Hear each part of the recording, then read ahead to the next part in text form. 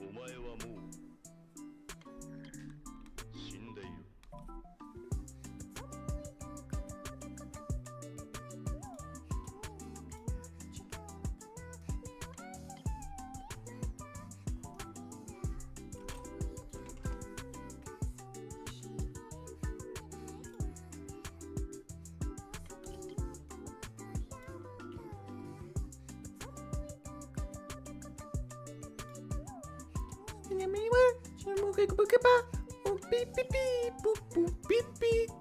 Those are the lyrics.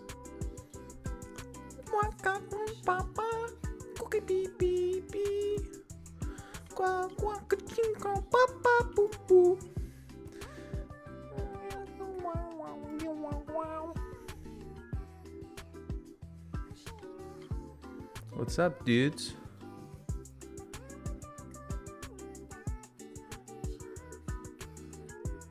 Hola, hola. Y'all ready for this shiz? I scared you? Good. I already spooked you right out the gate. An easy spooking. Da da da da da da da da da da da da.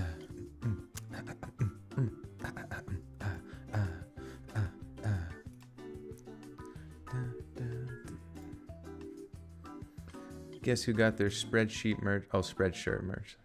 Oh, hell yeah. Whoops. I got this song on fucking... Oh, that was an hour-long version. Jesus Christ. I could probably listen to that song for an hour, though. I love that song. Hey, David De La Rosa with the first donation of the night. Thank you for the 5. Says, hi, Joel. How are you? And how's Pradeep doing? I'm good. Pradeep is good, too. He is chilling on the computer chair behind me, staring off into the distance. Oh my god, is this too loud? Yeah, it's a bit loud. I gotta bring it, maybe I gotta bring it down even more. I don't even know. I can't even figure out my volumes. I wish it was easier. Joel, on this day 9 years ago, my dad, Josh, and stepmom, Michelle, got married. They've been together 14 years. Oh, congratulations. Happy Chaniversary. My parents' anniversary is in August. And I always feel bad because I always forget. And then my mom will even be like, hey Joel, are you forgetting something today? I was like, no, I don't think, what am I forgetting? I don't think so. And she's like, it's our fucking anniversary, bro. Jesus Christ. Like, oh, I guess that's important to me. I don't know why. Sorry. Thanks for sticking together for me. I appreciate it. I needed the support. Anyone know how a good laptop under $300 that also works for gaming? Shoot, I have no idea. You probably have better luck looking up one on Facebook Marketplace or some shit. And just looking at the specs. Ooh! Ooh! Yeah! Yeah! Oh! Wibba wabba wabba wabba wow! Ooh, Amy with the $30 right on the cusp of the twerk. Hello, Joel, Pradeep, and Buttersock Cult members. I'm stoked for this. Yes. As one should be. This is a very stoke-worthy flame that we are about to ignite into your ear holes. And Stan, thank you for the 10. Says, thank you for doing Walmart Stories video. My first video of yours I saw back in 2018 was Walmart Stories video, so it's nice to see everything come full circle. This is it. This is the finale. This is the season finale you've all been waiting for. It is kind of weird how, like, there really is no, like, there's really no seasons or downtime when it comes to YouTube. It's just like go, go, go, go, go, go, go, go, go, go, go, go. Then the content creator has a mental breakdown, freaks out, takes like a year hiatus, comes back, go, go, go, go, go, go, go. And Blue Rooster, welcome back for 9 months. a member of the Butter Sock cult. Hello, sir. Nice to finally catch a live stream from the comfort of my home. Welcome home. And Blue Rooster, if you haven't checked out the updated, anybody here, if you haven't checked out the updated bonus content playlist, be sure to. It's just been inundated with another spooky-tastic group of stories with the SCP, Secure, Contain, Protect stories. So please do go check that out. And also, if you guys wouldn't mind clicking that like button, clicking that share button. I don't even care where you share it. Send it out to Tumblr. I'm sure lots of people still use that site. Just send it out. Send it somewhere. Send it over snail mail to your pen pal. They need to know, even if they end up being days late. They can watch it in the playlist later. Has YouTube been glitchy for anybody else today? I don't know. Have you guys had YouTubeable glitches? I've been having this issue, like, I don't know if it's just like a Chrome thing, but anytime I'm on YouTube or Twitch, it'll just pause. It'll just like automatically pause it. Yeah, send it out to Vine. Send it to MySpace. Just send it. Just gotta send it. You want to thank for the Arthur Morgan impression last stream. It made Stephanie say, "Oh, that's good." Does she play the old Red Dead Redemption? What's her favorite character? What's her favorite Red Dead Redemption 2 character? Your YouTube is glitching right now? Wonder what kind of glitch everyone's having. Just a bug-filled fest. Just an infestation of bugs.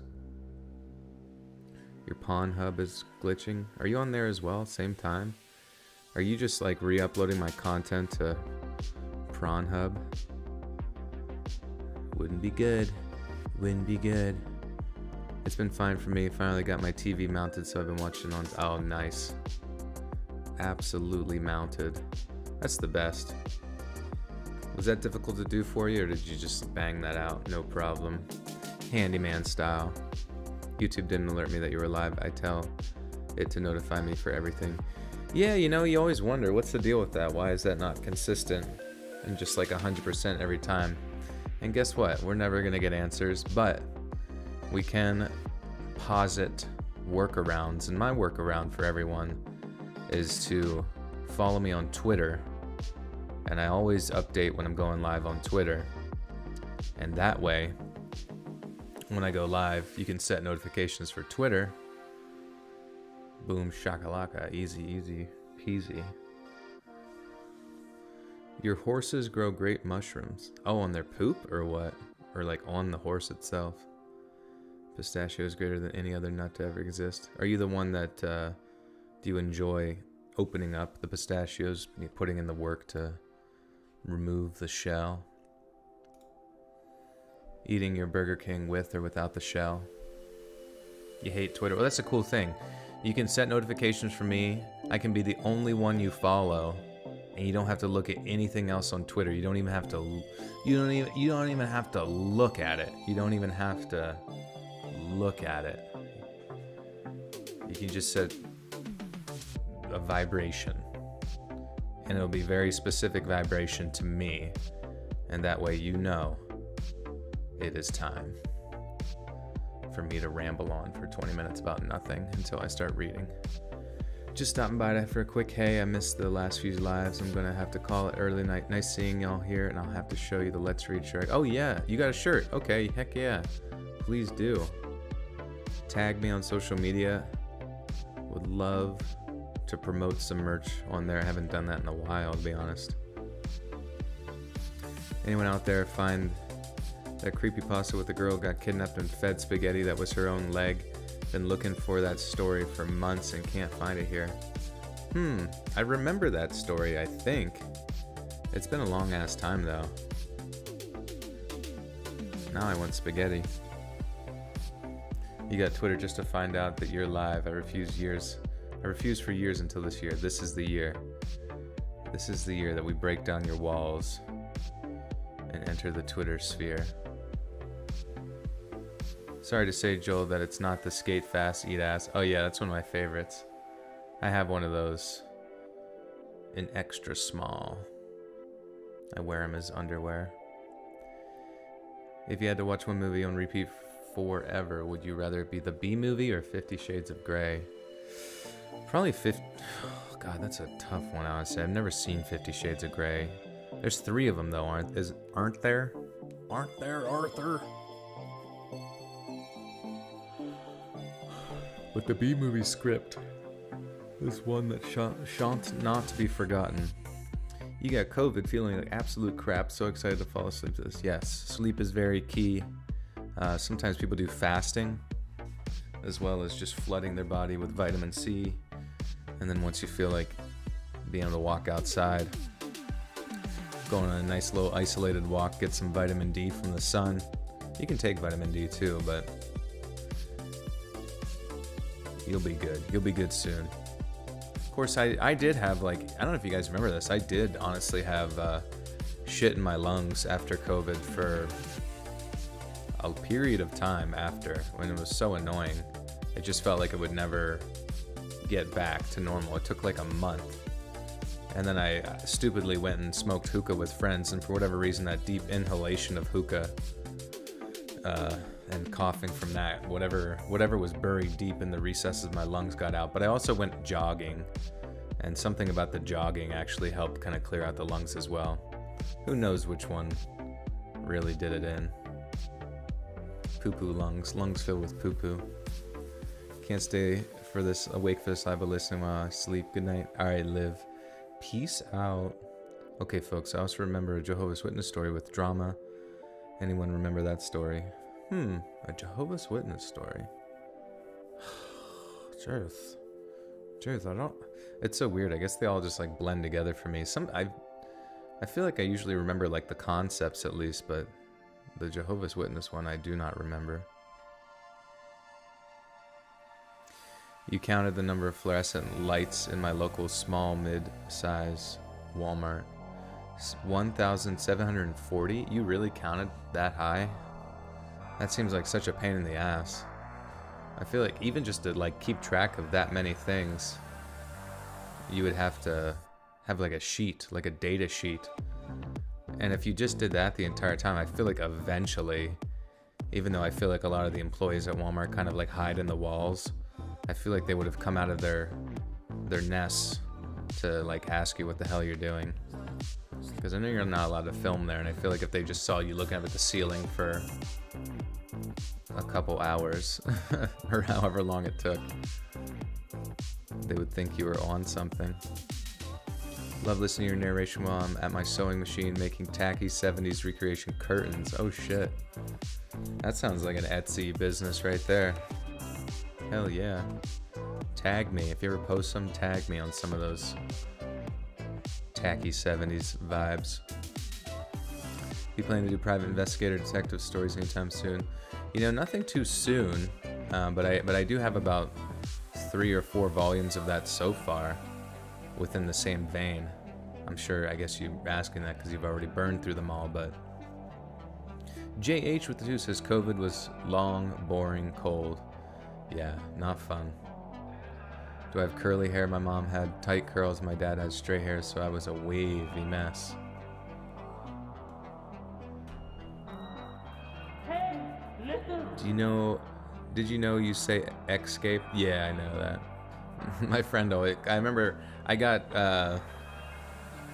reprimanded in the comments years ago. And I told my friend about it, and like, he like goes out of his way to like make fun of it all the time. He's like, and then I escaped out of there. But honestly, I think I've made a conscious effort to like say escape.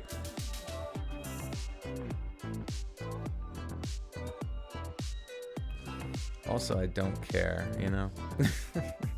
You do your best Mickey Mouse impression for Stephanie.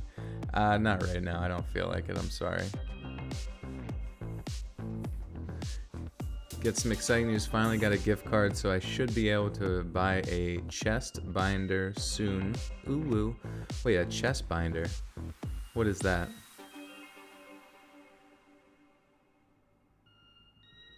Is that like for school? Joel, what's the best impression you've done? I don't know. That's up to you guys. I feel like none of my impressions are very good. And I have to be in like a mode. Oh boy. Oh fucking boy. Who reprimands the Joelster? Oh, bro. I have to look at the comments section. No, I don't actually look at it too much, but when I do, it's like the negative comments are the ones that stick with me the most, you know what I mean? Do my best Joel impression. Okay. Yeah, I just shit my pants. Oh shit, Schick is in the bildong. The badong. Checking the cams. Claptrap Freddy he's coming. Oh boy. Here comes Freddy. Oh. Sandra with just a shout out to all the crafty crafters out there. Yo, people be crafting. It's for trans non-binary people, I believe. What's that? Listen. Oh, the chest binder. Oh, okay. It's funds out your chest and gets you more masculine look. Oh, okay. That makes sense. Hey, listen. Andrea with the 20. Thank you for the 20. Did you ever sneak out as a kid when you were, or were you born? I snuck out.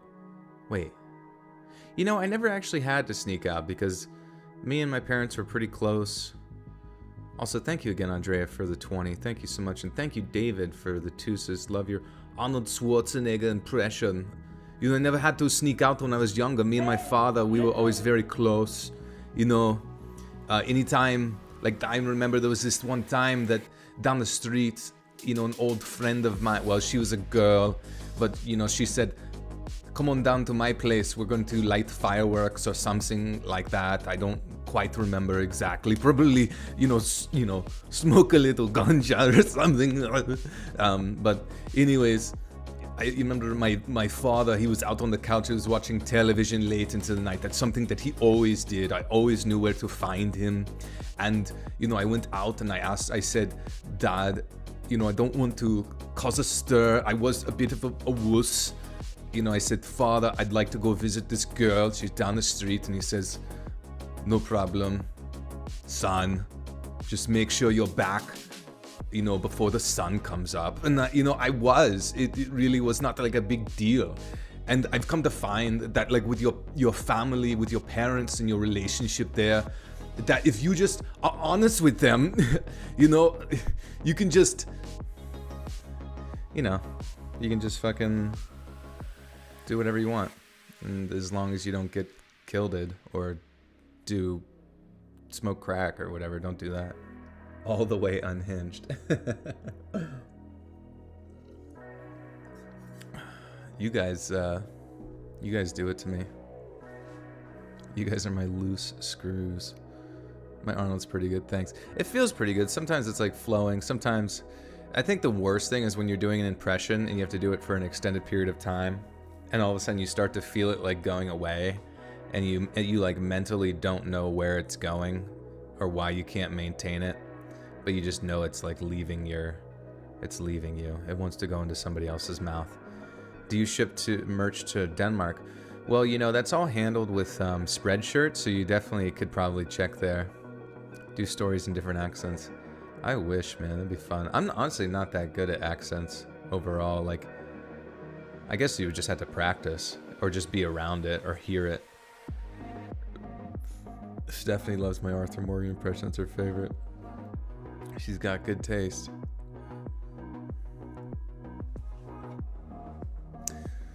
Oh shit, we got a minute till we kick these stories off. But what do we got? 1, 2, 3, 4, 5, 6. Walmart. And this is like, I don't even know how many Walmart. I gotta have like quite a few Walmart videos by this point. Walmart. Oh, hey, Lila. What's poppin'? Okay, Walmart. We got 1, 2, 3. Well, quite a few of them are within the vein of Walmart, but there's been about 3 like official designated Walmart video. So this will be the volume 4, which is crazy. You do impressions that I do impressions that I am a responsible adult. It definitely goes away when I'm on the chat. Oh yeah, you just gotta let that.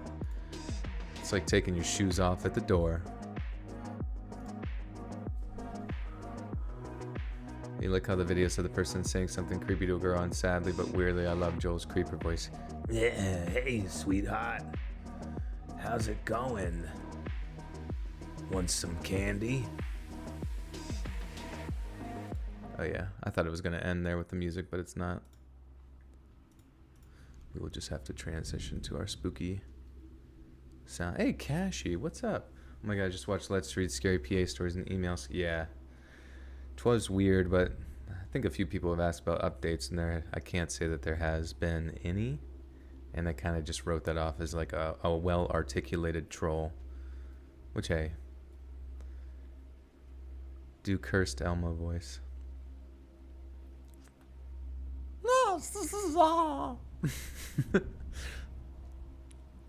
I don't even know. I sound too much like Jar Jar Binks when I try to do it. Happy birthday was on Monday. Happy birthday, Cashy. I feel like we always catch your birthday. It's crazy, Cashy. You've been here a long time. Creeper voice. Well, everybody say happy birthday to Cashy. She deserves it. She's an OG amongst OGs.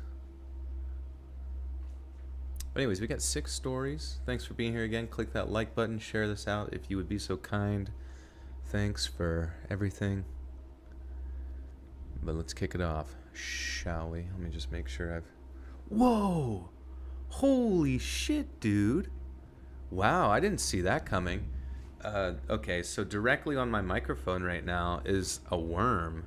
But like... Let's see. Wow. But like one of those worms that like... I don't even know. Like they move... like by like... almost like in slinky fashion. Not like the ones that are... they use to fish, obviously. But like... What the fuck is this thing? It's weird looking.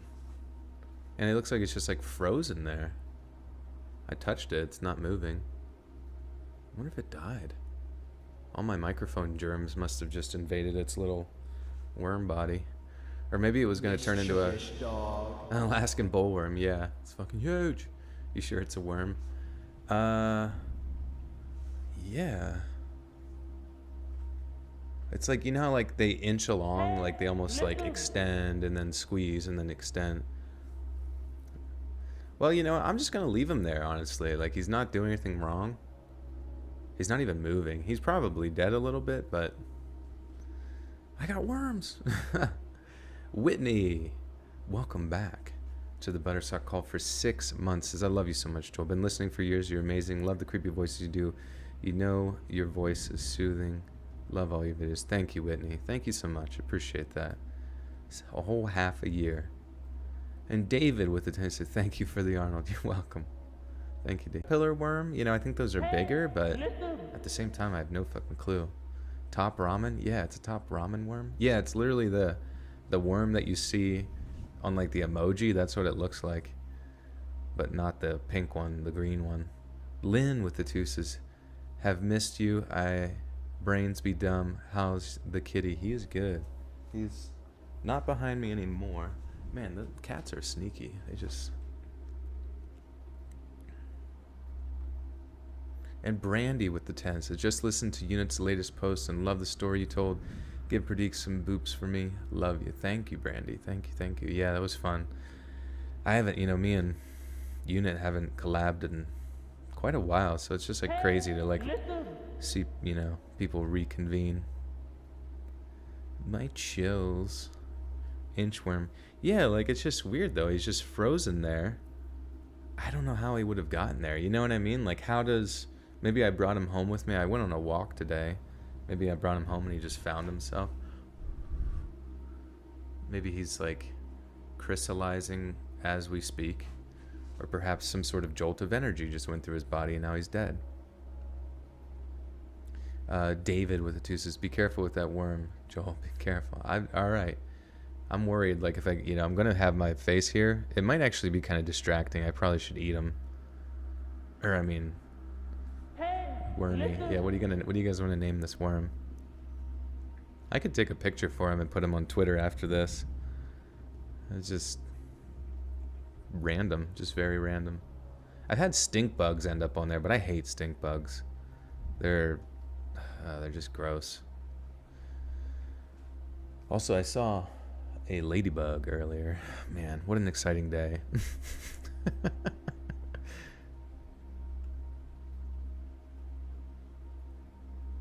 When I was in my early 20s, I used to work at one of the Walmarts here in Topeka, Kansas. It's the one north of the river, for anyone interested, and for the most part, it was the most boring, soul-crushing job I had ever worked in my life. Working with the public sucks hard, and as much as you can meet some super nice people on the job, the worst of the worst managed to spoil the entire experience somehow. Most of the worst people were just annoying, making insane compliments about compliments. Swook with the 2 says, good evening, lovelies. Good evening. Good evening. Thank you for the 2. Name him D's Nuts. The D's Nuts worm. What kind of worm is that? Oh, it's a D's. D's? Yeah, D's Nuts. A bookworm, yeah. A spooky story worm. Working with the public sucks hard, and as much as you can meet some super nice people on the job, the worst of the worst manage to spoil the entire experience somehow. The worst of the worst managed to spoil the entire experience somehow. Most of the worst people were just annoying, making insane complaints about stuff we have no control over. But every so often, someone or some group of people did something that genuinely makes you question whether humans even deserve to exist. Like when someone decided to edit one of the children's books. So, I'm walking down one of the aisles one day when some lady marches up to me like, "Excuse me, young man, but I want to speak to the manager of this place right now." This is way before the whole Karen thing, but this definitely... Whoops. A cashy. Holy shit, there it is. 45 months. I can't even calculate that in my head how long it's been. Oh my god, let's read! Yes, I agree. Your voice is soothing. People of Walmart scare me. Yeah, do they still have that website, People of Walmart? I guess it could have just been replaced by a subreddit at this point. But thank you for the 45 months. Oh my god. Yeah, the worm's just stuck there, kind of like... It's so fascinating, like... I remember actually when I was younger, I had a weird experience where I watched a fruit fly over to a can of soup that was in a cabinet. And I just watched him. He got up and flew. And as soon as he landed there, he just never moved again. And I remember looking at him as a kid, just staring at it, and I didn't touch it. You know, just because I was fascinated by the whole thing. And then in the morning, he was still there. And then the next day, he was still there. And I was like, oh. He literally just, I watched him fly to his last flight on Earth. Maybe his first, too. Who knows? But he just died. It was random. This is way before the whole Karen thing, but this woman definitely seemed like a Karen. I mean, who complains about something in a kid's book? If you don't like it, don't buy it, right? That was my thought process at the time, but honestly, I was really wrong to assume that about her, because she had every right to be angry and disgusted about what she was about to show us, and actually feel really guilty admitting that right now. Anyway, I knew our store manager was in his office, so being the nice guy that I am, I invited her to follow me to where the staff area was, then wait for him to grab Tim, the manager that was on duty that day. I walk into Tim's office and say, "Hey yo, Tim, some lady's about to blow a gasket over a kid's book." Tim rolls his eyes, sighs, then follows me onto the shop floor to talk to her. It was kind of funny to see him go from "screw this lady" to "good afternoon, ma'am, how may I be of assistance today?" with this really sunny smile on his face. And I swear, if People who work with the public like that could outact Hollywood actors sometimes. Anyway, the lady thrusts the kid's book at him and then starts yapping about how we should be ashamed that stuff like that book was out on the shelves. He takes the book off of her, opens it up, and is clearly about to ask what the problem is, when all of a sudden, I watch his eyes go all wide as his mouth just drops open. He slams the book shut, turns to me and says something like, Robbie, go check every single kid's book that's on the shelves. Take everything that's been defaced and just put them on the office desk. I remember thinking, like, defaced? What do you mean, defaced?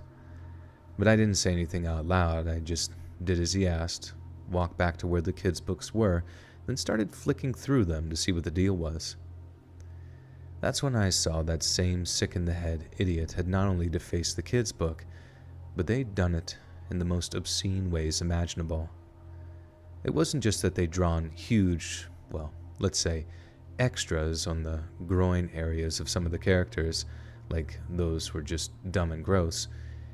It was the characters they'd drawn X's. Wait, what? It wasn't just that they draw. I'm sorry, I was confused about that. Hey, David, thank you for this. Let's call him Big Worm. Big Chungy. Yeah, I mean, his Big Worm is just chilling. Wormy. It wasn't just that they'd drawn huge, let's say, extras on the groin areas of some of the characters, like those were just dumb and gross. It was the characters they'd drawn X's on the eyes of with cat. Oh, okay. Sorry, I don't know why. I thought like the X and the extras were somehow like connected or something.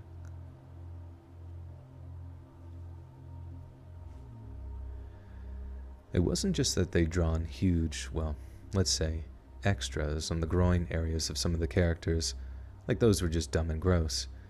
It was the characters they'd drawn X's on the eyes of, with captions like, I'm dead, and your mom and dad are gonna be dead soon too. Then there was this one picture that had like a dad and young daughter playing on a swing set. He was pushing her, and she was all happy, smiling, saying, "Hiya, Daddy." I don't even want to repeat what they changed the speech bubbles to. It genuinely was sickening, the kind of stuff that they had written in there, stuff that honestly doesn't bear repeating. Like, think of the worst possible thing a dad could say to his little girl, then times it by 100, and I remember wondering how seriously messed up a person has to be to even think of stuff like that in the first place. Whoever had done it, they hadn't just done it to one book either. It was every single one on the top of the... Oops.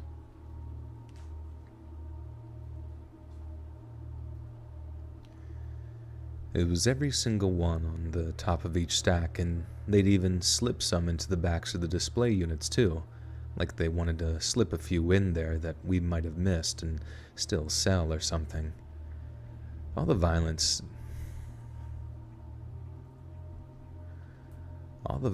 death stuff was one thing, but it was the X-rated stuff that made me feel actually sick as I flicked through the books to make sure all the defaced ones had been removed. Once all that was done, and Tim had given the offended lady some coupons as a way of an apology, he went about checking all the security camera footage to find the person or people responsible. That's how we found out something seriously shocking. It wasn't just some messed up customer that was doing it. It was one of our own associates that was editing the books with all that evil stuff. I'm not sure how they run things these days, but back when I was working there at the North Topeka Walmart, we had our own dedicated cleaning team that would clean the place down before opening hours. They'd come into work for a few hours before anyone else was there and get all the cleaning done before the rest of the team showed up.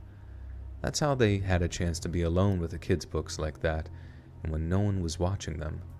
No one except the cameras, of course. They would grab a pen from the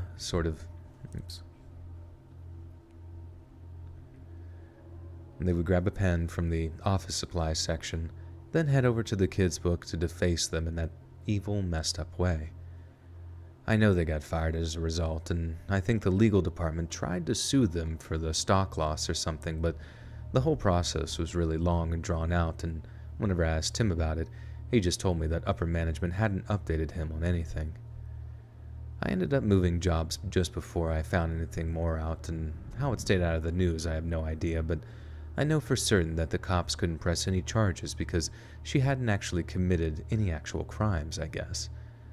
I think obscenity laws only apply to publishers or public displays or whatever, but you'd think there'd be something you could charge a person like that with, especially when they're trying to expose kids to such evil stuff.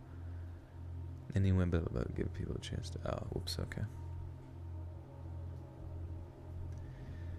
I think obscenity laws only applied to publishers or public displays or whatever, but you'd think there'd be something you could charge a person like that with, especially because they were trying to expose kids to such evil stuff. Am I drunk? I am not drunk, no. Have I done something that has appeared to be intoxicated?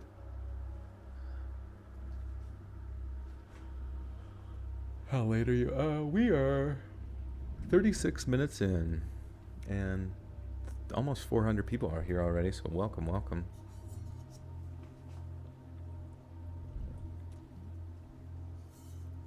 I'm just drinking tea and water. Are you drunk?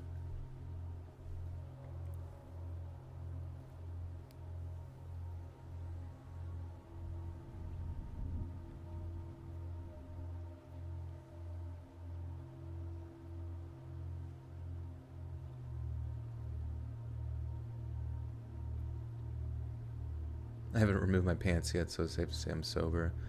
True, true. Binge the podcast on a drive from upstate New York to Tampa, the creepiest road trip we've made. Nice. Appreciate it. I'm glad it didn't make you sleepy. What kind of tea? It's just chai tea. It's like a K-cup. But, I don't know, the other K-cups that I have with like the assortment brands or whatever, it tastes kind of weird, but then this chai one actually tastes pretty good. Maybe it's the caffeine. When I was working at Burger King, I had a customer try to kill me, so I'm hoping one of these stories tops that eventually. Shit, try to kill you. How did they try to do that? Aiden, I appreciate it. 3 times a week, baby. Baby. What days do you guys usually listen to? Like, what days would you say you guys listen to the stories the most? Because I've noticed that Monday's videos do well. Wednesday's videos do pretty good too. And then like Friday's videos, it kind of starts to fall off a little bit till things pick back up on Monday. And so I don't know if people are like more prone to watching it on Mondays or like midweek. Just an update on from weight loss surgery. I've officially hit 50 pounds down. Nice. Congratulations. That's awesome. Keep going. And now it's winter or springtime, so now you can go on walks and stuff like that more comfortably. Joel doesn't like tea bags. I don't like being tea bagged. You know what? I don't mind tea bags. I just don't have any. It's just more convenient to just do a little cup. Every day, all the days. Well, good.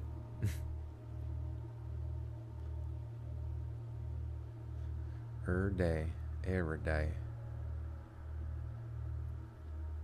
At night. Oh, okay. Alright, well, yeah, I guess that's a good thing. God of Pez with the 10 cents. Joel, there's been a lot of debate as to who is the best at reading true crime stories, and out of 30 to 4 channels I attend, you always remain the king. Thanks for pinning me, and shouts outs to Althea. Debate? Where's this debate happening? Or is it just within your household on who is the best, the number one coolest? Also, Pez, I think I pinned your comment last video. Thanks for the kind words. I'm the king at my craft. Perhaps I am. I don't even know.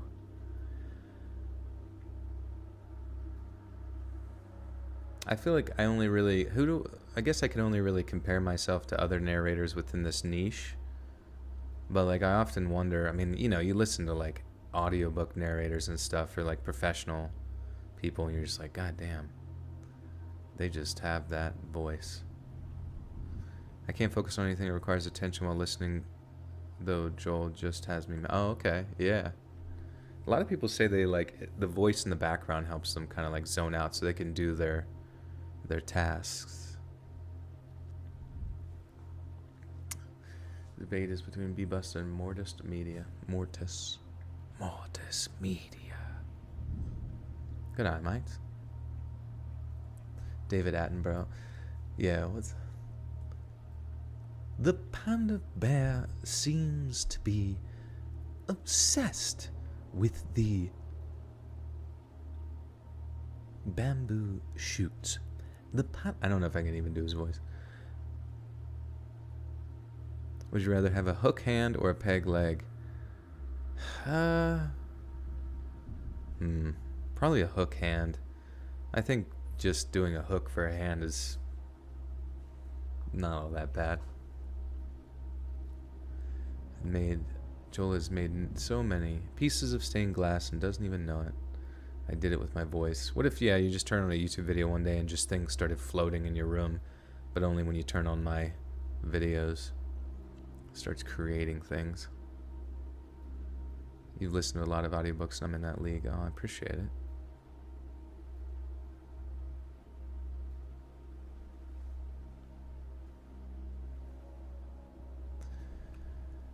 Last January, I was working as an associate at the Walmart over in Lake Charles. I was working second shift, so that's 1 p.m. to 10 p.m., and it was about 7 p.m. when people started to notice some kind of drama going off in the parking lot.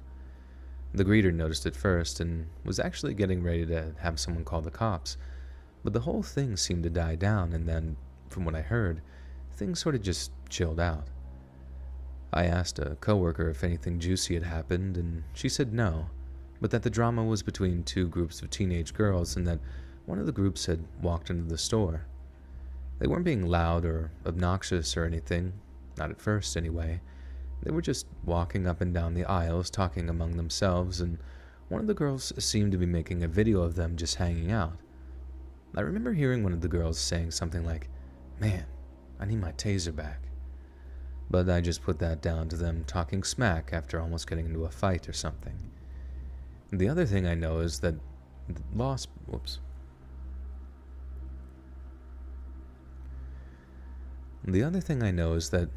prevention was watching them after one of them seemed to take something out of the kitchen utensils section, but they were just keeping their distance and observing until they tried to make an exit for the store.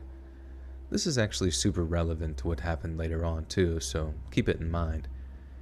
Anyways, I went back to what I was doing.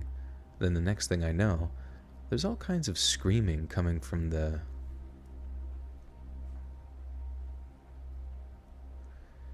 Anyways, I went back to what I was doing. Then the next thing I know, there's all kinds of screaming coming from near the front section of the store. I walked around to see what was going on, and that's when I see a group of girls in the doorway, shouting at the group that was inside. They were all saying all this stuff like, "Where y'all at? Come out." They knew the other group had walked inside the Walmart and were obviously trying to find them.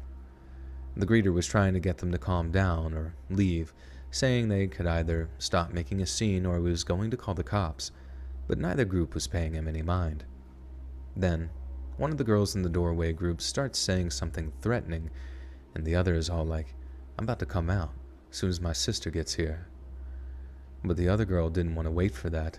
She just walks inside the store and marches straight over to this girl with dyed blonde hair. I'm like, snap. This is about to go off right here. And honestly, just like that, the two girls start throwing hands at one another in that typical girl fight way, just flailing their hands at one another. Then the girl with blonde hair, she reaches for something in her pants, and although I didn't see it clearly, she swings at the other girl's chest, and it looks a lot like she just punched her. But then as soon as she hit... Ruh-roh, Raggy. But then as soon as the hit connected, the blonde girl, backed up, then ran off while the other girl just sort of staggered back, then looked down at her chest. I didn't see the blood, not right away, I just heard the screams. What I did see was the girl who had been hit stagger a few steps, then just collapse on the floor. Then when her friends dropped down and rolled her over, that's when I saw the blood on the floor. The EMTs were called, the girl was taken away in an ambulance, and we were all basically tasked with comforting the girl's friends as they were absolutely all shooken up that they just watched their girl get stabbed. Then, about 9 p.m., because we had an empty store out, so, oops, empty the store. Joel's a sophomore in a slump. He's always crying. He's always drunk. Dude, I felt bad for like college students who were going through the whole like COVID schooling thing, where I mean, just any student really. I don't know, just going through those 2 years of like online shit whenever you're used to normal stuff. I can't imagine like maintaining any semblance of like motivation to want to learn or do anything when you have to do it all from home.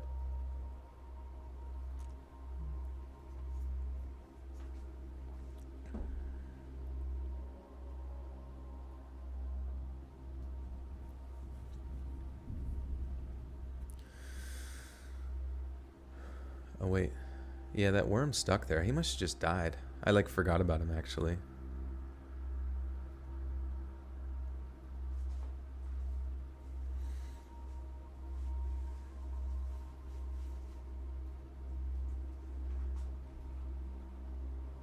Then, oh, okay. Then, about 9 p.m., because we had to empty the store out so the cops could do their thing, I was told I could finish early so I could go home and try and get the whole thing out of my head. But then, like a half hour after I walked through the front door of my parents' place, I get an Instagram DM from one of the younger coworkers that I was tight with. They asked something like, "You were working second shift tonight, right?" And I respond, "Yeah, some messed up stuff happened." Then the next thing they send me is this long link that had Facebook in there somewhere. I figured it'd just be a share of a news story about the whole stabbing thing, but when I open up the link, it opens up one of those Facebook Live videos, and instantly I knew what I was watching. I knew I was watching. What? I knew what I was watching because... Oh, I see. Hey, Sierra Scott with the 5 says, "Was so excited to see you hearted my Instagram message. It's amazing that you show interest in your fans have to say." Oh yeah, no, I always appreciate it. I'm always happy for the support you guys give. So I appreciate you guys more than anything. It gives me a purpose and direction, you know what I mean? So thank you, and thank you for the 5. Seriously. You dropped out, so I don't have that school problem. Yeah, I mean, I don't know. Like, I look back on, I remember doing some online stuff, and it was just like, honestly, in my mind, I feel like online stuff was like harder than in-class stuff.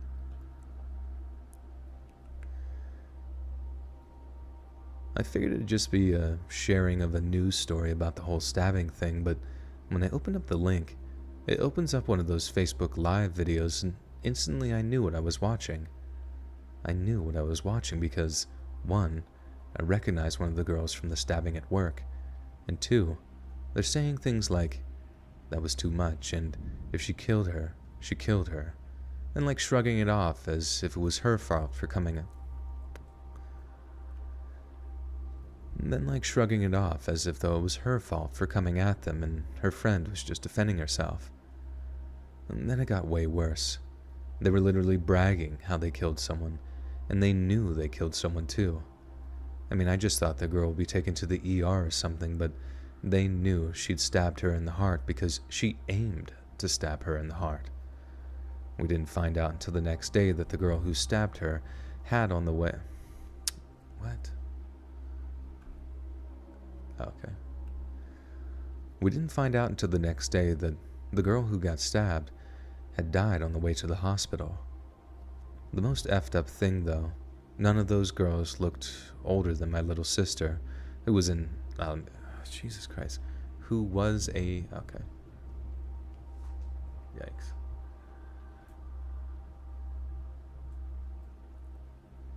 You're eating Chex Mix with a spoon? Hell yeah.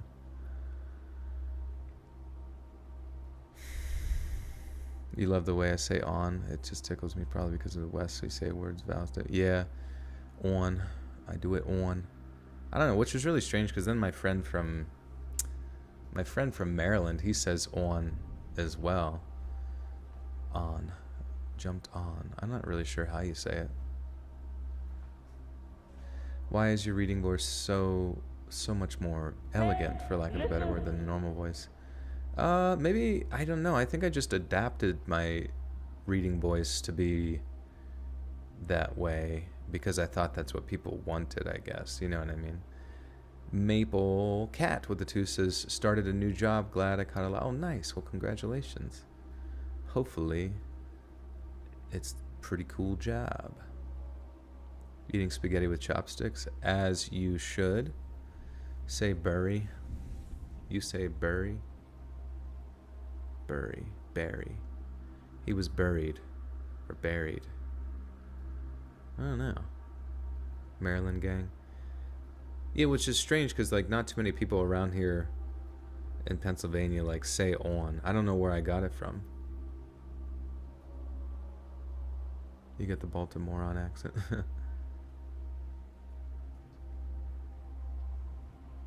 Anyways. You say it the same way. Okay, interesting. Yeah, I wonder, I don't know. Maybe I just picked up from somebody else. On just, like, subconsciously. The most effed up thing, though, none of those girls looked older than my little sister, who was a high school freshman at the time. Some of them barely looked like they'd gone through puberty yet. I mean, these were literally kids. Literally effing children, and they just killed somebody, and were proud of it. I think maybe it was just that they were trying to hide how scared they were, or trying to establish the whole self-defense thing before the cops came looking for them. But my God, seeing that kind of savagery coming out of the kid made my heart break for humanity a little. Those girls had ruined their lives with one little fight, and even worse, they'd literally ended another girl's, taken her away from her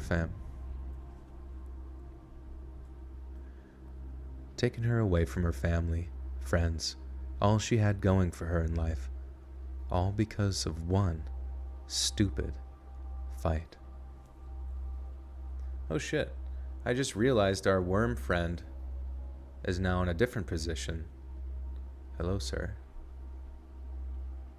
What's he doing? It's so weird. He's still alive. Man, that's strange. Wonder why he's like so stationary. Do you think he's trying to like evolve? When Joel says horror, I think he's saying whore. Horror. How do you say it? Horror? Horror. A new horror movie. So did Bug sleep? Oh yeah, good point. Maybe he's sleeping. Yeah, you never think about Bug sleeping. You just think like Bugs constantly, endlessly working until they die. You know, for the queen or some shit. Yeah, you never think about sleepy Bugs. Maybe he fell asleep there because I was talking into my mic. Will I narrate ghost stories? Probably not. Sorry. Dude, throw a Pokeball. Yeah, just throw a whole ass rock. Like just a boulder into the mic. Am I scared of spiders? Yeah, I don't like spiders. I am not a fan of them. I mean, I don't have like any issue with too many of them overall. But like all the various exotic types of them, I could definitely do without. Like those people that collect them and let them walk on their arms and shit. Like there he goes. You son of a bitch, what are you doing? I just see him like swing around. Alright, I gotta get him off of here before he makes a chrysalis in my mic. My voice put the worm to sleep, yeah.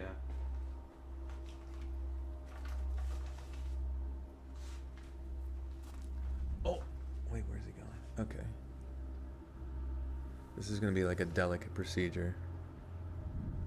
Oh, he's risen up. Holy shit. This is like a Dark Souls boss, but like miniature.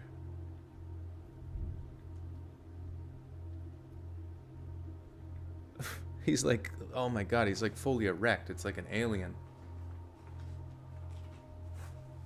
Sweet Jesus Christ. Sweet Christ Jesus. Allah and Moses and everything in between. Come on, bro. Get on the little paper. Oh, fuck. Alright, 1 second. Uno momento. I hope he doesn't shoot acid in my face. Ah! Oh my fucking god! Come on, get on. Come on. Oh, he's attached. Yeah, let's go. Nice. He's all scrumpled up on it and shit now. Interesting. Like not hurt, but just like he's in like his inchworm peak yoga position. I don't know where to put him, to be honest. What do they do? Like, what do inchworms do? Do they become butterflies or?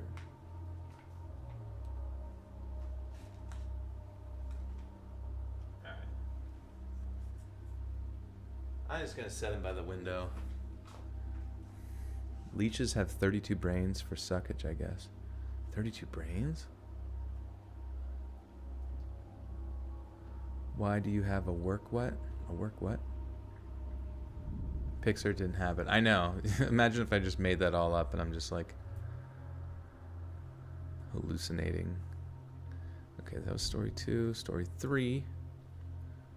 Let's sked it. The cutest worm ever.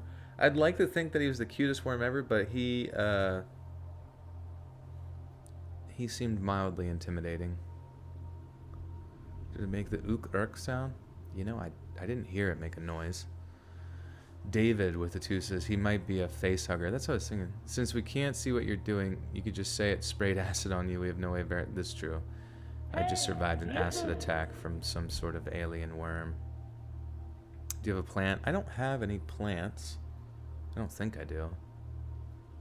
They're all outside. I think they do better out there anyways. But I do hear people have house plants and it makes them feel good. I should probably get some.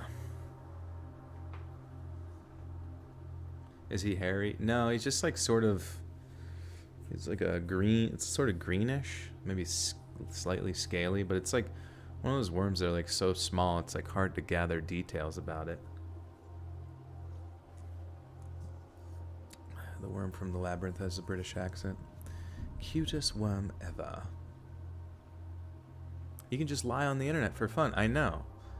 You go on Reddit r/lies. Say I found a worm on my microphone. Not plants. You're an alien. Does everyone have plants? Am I missing out on having plants? Spike from Cowboy Bebop. Nice. Hey, it's me, Spike. Cowboy Bebop. Cowboy Bebop. I'm actually getting closer to getting that little soundproofed closet ready to rock and roll for anime. No fucking plan on how I'm going to get r/worm. No clue how I'm going to get on an anime, but that is my goal. I will be in anime and or video games. How? I'm not sure, but it's going to happen. I can see it. I see it in my brown eye.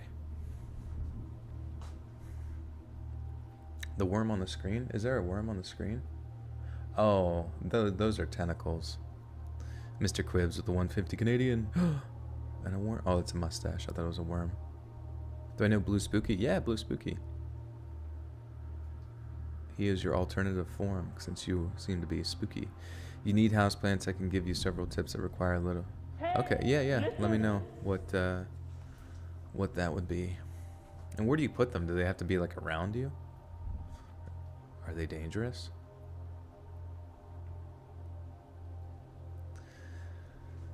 It's a leech. Leech. That would have been weird. What if it was a leech? No. Oh, the mustache. Ugh. Okay. Me manifesting my future dreams. Yeah, what other dreams should I have? Do you guys think I should have any other dreams? What would be some other good dreams that I could have? What dreams do you guys have? Have you ever considered doing any video games for your channel? You know, I've streamed some games on live stream before, but it doesn't get as many people watching as like narration does, since that's kind of like my whole shtick. Can you turn it up? What am I turning up? My own voice? Wait, let me look at it. Waka waka waka. I think I'm at normal. I'm almost peaking a little bit. Be an ice skater and do a plie. Joel's voice does belong in media, like voice acting. It belongs there. It needs to be. You need to start tagging Funimation. You need to start tagging all the popular people and start saying, this guy needs to be in cartoons and or games. Okay. Quite some time ago, my wife passed away from a brain aneurysm. Since then, it's just been me and my daughter. As you can imagine, I'm very protective of her, and my brother says my protectiveness verges on unhealthy sometimes. Truth is, he has no idea how right he is. You see, I've gone to some real extremes to ensure my daughter's safety. In fact, I've gone to some real extremes to make sure everyone's kids are a little bit safer. And if you think that sounds a little cryptic, it won't for long. And honestly, I don't care if people don't believe this. If y'all don't believe this, then the cops won't believe this, and that means I'll get to spend longer with my daughter than some might feel like. What is it? And if y'all don't believe this, then the cops won't believe this, and that means I'll get to spend longer with my daughter that some might feel. Okay. I don't really. If y'all don't believe this, then the cops won't believe this, and that means I'll get to spend longer with my daughter, and that some might feel I have the right to. Being a single father with little in the way of formal education, I've really struggled to make ends meet at times. Some years, almost all of my purchases have been made at either flea markets, secondhand stores, or Walmart, and the last of these are where my story begins. I remember picking out school supplies for my daughter, and she couldn't decide on which stuff she liked the most, so she kept asking for more than one set. I was faced with the humiliating and painful situation of telling her that we just couldn't afford to buy her everything she wanted. Trying to put that into terms a kid can understand without having it damage their sense of self-worth, that's one of the hardest things a parent can ever face. Then out of nowhere, I hear a guy behind me saying something like, "Maybe I can help with that." I turn around to see a middle-aged man smiling at me and my daughter. He explained that he could give us financial help. All I had to do was take a chance and keep an open mind. I'm checking for someone recording us on their phone in case it was one of those social media charity things where they're expecting me to break down in tears and hug the guy for offering to buy our groceries or whatever. But we were the only people in the aisle, and unless someone happened to be recording from some hidden vantage point, it seemed like we were totally alone.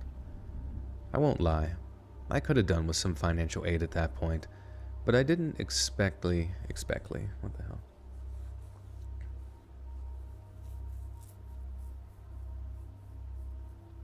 Do some research before getting a house plant. Cats eat them, and some plants are poisonous to them. Oh.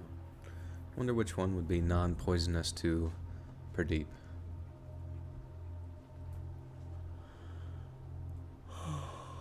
Oh, Hawk wants to eat my worm. What?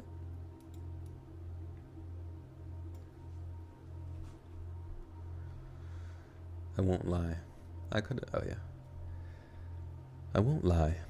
have done with some financial aid at that point, but I didn't exactly feel comfortable just taking a handout. Then on top of that, something about the situation just didn't feel right. So as much as I thanked the guy for the offer, I straight up told him that I wasn't some charity case. He then tells me he isn't offering me any charity, but rather an opportunity, and since I needed the scratch so bad that, at that point, I was willing to hear the guy out. I asked him what he was offering, and he takes a few steps closer to me and just says, "I'm from a modeling agency, and I'd like to take some pictures with your daughter." Only a complete lunatic would just approach a total stranger in a Walmart and ask to take pictures with their 7-year-old daughter if their intentions weren't pure. That's what really caught me off guard. Like, I didn't immediately assume the guy was some kind of kitty diddler, Those kinds of scumbags don't just reveal themselves in broad day like that. Fuck. Those kinds of scumbags don't just reveal themselves in broad daylight like that, right? And if the offer was genuine, then there was some kind of seedy motive to the whole thing. I wanted to take it as far as I could reasonably go so I could report the guy to the cops. But then, what if he legitimately was from a modeling agency? I knew that was a thing, and I'd actually had another parent whose kids went to the same elementary school suggest I take my daughter to an open casting, since all the other parents talked about how adorable she was. So, I played along, asking him what kind of pictures and how much he was offering. He told me he'd pay me $1,000 for what he called a photo shoot with my daughter. But that again, if I wanted to get...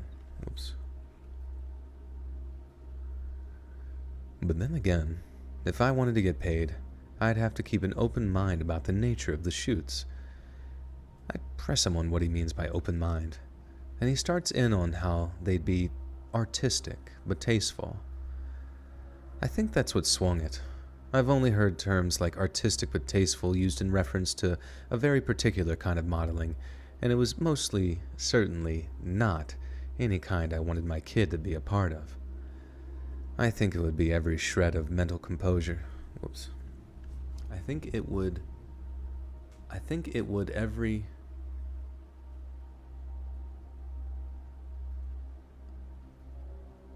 But I put on my best appreciation face and not... Oh, okay.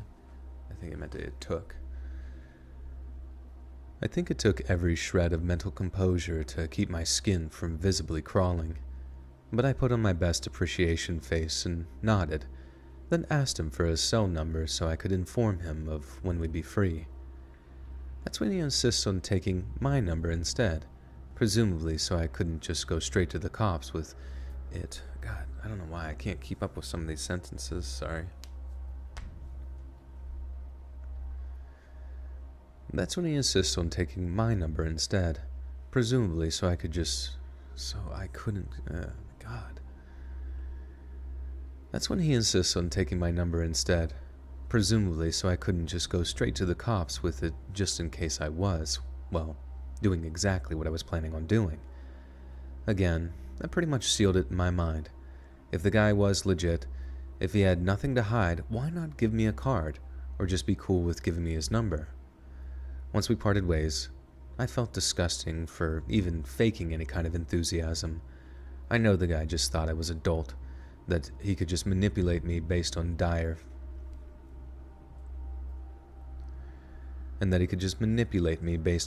financial situation. But even so, I was actually kind of disgusted with myself for just not strangling the guy as soon as I worked out what his game was. I never figured myself as any kind of vigilante or amateur detective, but once the idea of getting the guy caught and arrested had entered my mind, there was just no shaking it. And that's how I ended up hatching a plan. I'd meet up with the guy, earn his trust, get a name, maybe even a full name, a photo or his cell, along with any kind of location the guy hung out at, and then I'd just pass all the information on to the cops in the hopes that they'd be able to get the guy in cuffs. The worst case scenario, the guy was just a socially awkward freelance photographer. Best case scenario, I'd be helping to get a predator off the streets. I'd be doing the local community a huge, huge favor. Heck, I'd be doing the whole world a favor. A child's innocence is something that is beyond sacred, and anyone who dare take that away from them, they belong in a cage for decades or more. Once I was set on my little plan, I remember sitting at my kitchen table practically staring at my phone for the entire evening. He didn't tell me exactly when he'd call, just that he would call, and that it'd be sometime later on that day. I got 2 unrelated calls that evening, and I either cleared the line when it was someone already in my contacts, or just hung up immediately when it was some cold-calling numbskull wanting to know if I was happy with the internet service. The call didn't come until just before midnight, and when it did, I once again had to summon up all my strength not to scream obscenities down the line at him. The worst part is when he let slip that he figured I was basically on the level with the whole thing. Basically, wait, the worst part is when he let slip that he figured I was basically on the level with, and that I'd be cool with it. Oh. This is weird. This is a weird ass story. What the fuck is going on? Oh, let's read. Insert company that sells butter socks, butter sock collab. Oh yeah. We gotta find them. Instead of the butter sock cult, it's the Tesla cult.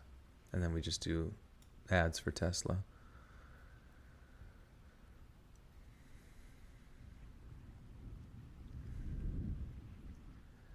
The worst part is when he let slip that he figured that I was basically on level with the whole thing, and that I'd just be cool with exploiting my daughter for cash. He even hinted that I might be like him, so to speak, and that I could make even more money very quickly if I was open to having her do other things. I had to quickly move the negotiations along to keep from smashing my phone to pieces against the table. I'm sure you can understand. It took way longer than I'd have preferred, and I guess he just wanted to probe to see if I wasn't a narc, but eventually, we arranged a time and a place to meet, and I promised the guy I'd bring my daughter along so he could take his pictures of her. Again, I can't be too liberal with the details here, but let's just say the meeting was at an extremely isolated location that took me a long drive to drive out to. That might have suited him, but unknowingly to me, that suited my agenda.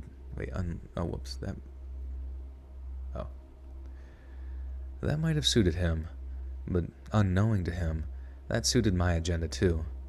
The only problem was, he wouldn't be alone. I should have known that guys like that wouldn't work alone, and I was foolish for thinking that they'd be some kind of soft target. Up until that point, all I wanted to do was get as much info as I could, maybe smack the guy around a little, maybe even perform some kind of citizen's arrest, I don't know. But that was all predicted on him being dumb enough to conduct his little operation on his own. And when I showed up without my daughter and found that there were 3 guys running the little studio, that threw a gigantic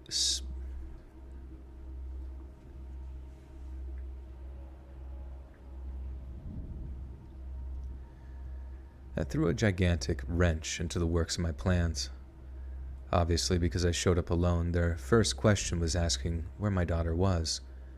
Luckily for me, I was able to think on my feet, and they seemed satisfied with my answers that my daughter was back in the car, and I wanted to make sure everything was legitimate before I brought her up to the studio. In order to seem more convincing, I acted as if though I was keen to see what kind of outfits they had in mind for her, and when they showed me, I once again had to mask my disgust. I also pretended like I was concerned about security, wanting to see what kind of measure they'd put in place to ensure that they wouldn't be found by the cops or uncovered by some FBI agent trawling the internet for underage content.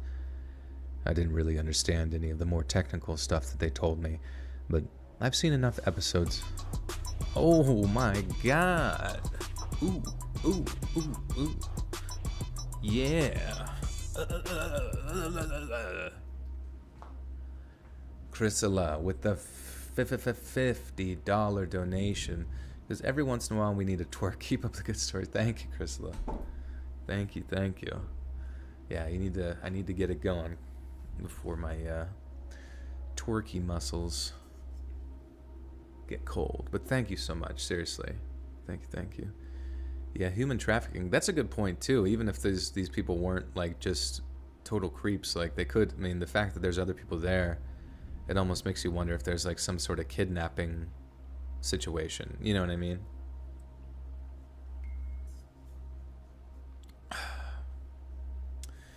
Thank you again, Chrysilla. Appreciate it. Yeah, what the fuck is going on with the story though? I just don't understand why the dad like would. I don't even. I guess we'll find out. Worm update. Yeah, let's check the worm. Checking the worm. Checking my worm. Oh, he's moving around. He's dancing.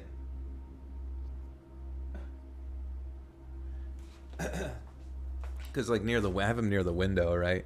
And I moved the curtain back a little bit to look at him, and then like I don't know if the light coming in like scared him, but like he just like lifted up and kind of like bounced around. Go from narrator to ratchet in 1 millisecond. It's, just part of my nature. But yeah, Wormy's doing okay. Big Wormy style. POV when your worm is dancing.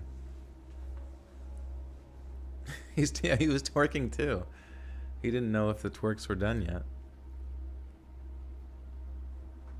Are you wearing heels? Yeah. That's all I'm wearing right now. It's just 6-inch stilettos. Oh, but that's my favorite type of shoe. That astronaut doing the twerk on the screen is how I imagine Joel dressed and dancing. Yeah, every stream I got my spacesuit on. I really, really try to go full in for complete immersion. He's the twerk worm. He's gonna, hopefully he evolves into stick bug. I didn't really understand any of the more technical stuff they told me, but I've seen enough episodes of Mr. Robot to know what a Tor masking was, and what a Tor masking was? What is that?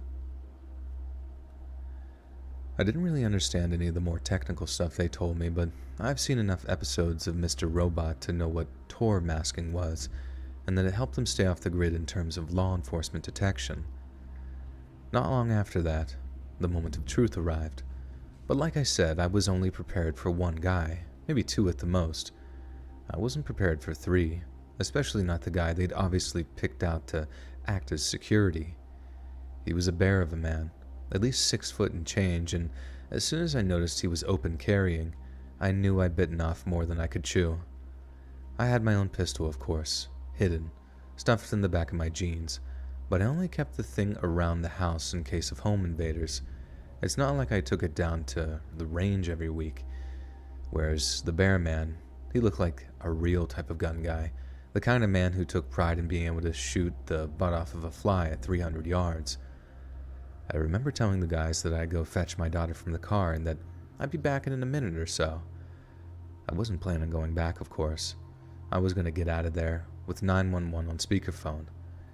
But, as you can imagine, it wasn't exactly those guys' first rodeo, and as soon as I told them that I was walking back to my car, the bear man politely announced that he'd walked with me.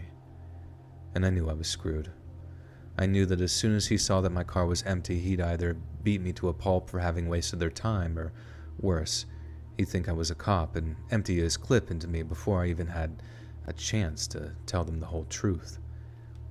As we walked, I kept my mind ticking over, answering his small talk questions with nothing but pleasant-sounding grunts as I tried to work out how I was going to get out of there in one piece. When he noticed that there was no one on the passenger side of my car, I bought myself a minute by telling him that she'd gone asleep on the back seats. Long early morning drive had taken it out of her. He smiled at that, then put on my best sleazebag impression and told him that he was welcome to check out the goods. He smiled again, but that time it was a different kind of smile, a smile that no man should ever have in relation to a child. It made me want to smash his teeth in, but even then, I didn't want to kill him. I didn't think I had it in me to kill anyone, even over something as evil as exploitation. But like so many other things in life, I was wrong. The bear man walked over to the rear door of the car and lowered himself down so he could peer through the sun glare on the window. When he looked back at me with this look of confusion on his face, it quickly changed to a look of fear, because he saw my gun, and he saw it pointed at him. I told him to take his gun from his hip and toss it over to me, which he did, and as scared as he looked, he somehow managed to look 100 times as fearful when he asked me if I was a cop, and I said no. He then asked if I was going to kill him, and again I said no. But in that moment I also realized that I hadn't brought anything along to restrain the guy. I also wasn't dumb enough to think that I'd be able to tie the guy up with nothing but the rags of his shirt or whatever, not without him being able to rip his way out of it or overpower me in the process. I guess what I did next is the result of watching too many movies, but I figured I'd just be able to knock the guy out by hitting him around the head with the butt of my pistol. I walked towards him slowly, made like I was reaching for some handcuffs or something, and then just hit him on the side of the face as hard and as fast as I could. On TV, the hero just hits the bad guy in the face and then he falls down and just doesn't get up until it's convenient for the plot line. But that's not what happens in real life. That's not what happened to me either. Because when I hit the guy, he did hit the ground, but he didn't stop moving. He laid there, groaning, cradling his head in his hands, but he didn't just lay still like I figured he would. So I hit him again, harder that time, just behind his ear. I remember seeing a trickle of blood leaking out of his ear as he started violently shaking, and then it hit me. If he died, or even if he didn't, and his partners could burn everything incriminating from their studio, they could have me in cuffs before the end of the day. They had my number, had seen my face. They probably had pictures of me if they had security cameras installed in their studio. I'm not saying I was certain that these scumbags were about to pretend like they were law-abiding citizens. Law-abiding. Dude, what the fuck is going on, man? I have no idea what the fuck is going on.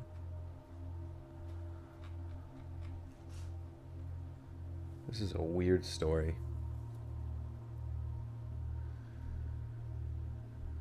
I'm not saying I was certain that these scumbags were about to pretend like they were law-abiding citizens, but I knew I'd put myself in a difficult position. And even if they didn't go down that route, if the guy woke up and I was still working his buddies over at the studio, it could be game over for me. Like I said, I was never planning on killing anyone, but things just sort of escalated. I rolled the guy over, still in mid-seizure, and knowing that his partners would hear if I shot him, I stood on his throat and leaned into my step until he stopped moving. Then, once I was sure that he was done for, I couldn't let the rest of them live, and that was a risk I just wasn't willing to take. With a security guard, what's my go-to dance move? I don't dance. I simply exist. And sure, if you wish to interpret every movement that I make in my life gyrating about as some sort of dance, then go right ahead, but understand, it's simply me.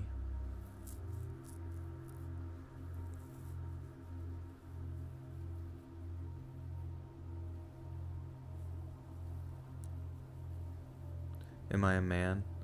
Oh, I don't know anymore. It might be the worm back there, since me and him seem to be connecting via twerk. Spiritual twerk. This is no Walmart story. I guess they met at Walmart? But yeah, this story has gone to some, like, serious fucking... I don't know what the fuck is going on. Because, like, I really have no clue, how this guy gets out of this, or, like, what occurs. I have no clue. I do the worm, yeah. It's just down the street. Do ASMR.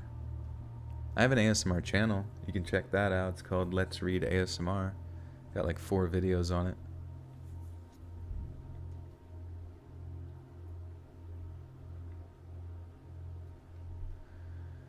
With their security gone, the rest of the task was much simpler. As soon as I knocked on the big iron door and the little latch slid back, I just told the second guy that Bear Man was making sure my daughter was ready, and he let me back inside. Guy was dumb enough to keep his back to me on the walk up to the studio, and as soon as I had my eye on the smiling man from Walmart, I put my gun up again, aimed it at the back of the second guy's head, and then pulled the trigger. Walmart guy just about soiled himself, and was begging me not to kill him by the time I had the gun trained on him. I asked him where the duct tape was, or the riot cuffs, or where they used to restrain the kids if they tried to escape, or for when they wanted to do other things to them. And lo and behold, they had a drawer full of the stuff. And when I told the guy his only chance at saving his life was binding his own ankles, he complied. I made him get started on his wrists too, then approached slowly and gave the duct tape a few loops around his hands too. I tried to make him talk me through how to delete everything they'd had uploaded on their servers, but unfortunately, I'd already killed the guy who knew all the technical computer stuff. The best I could do was pile up all their computer stuff in the center of the room, head out to my car to grab a gas can of emergency gas from the trunk, and set it all on fire. But not before I attempted to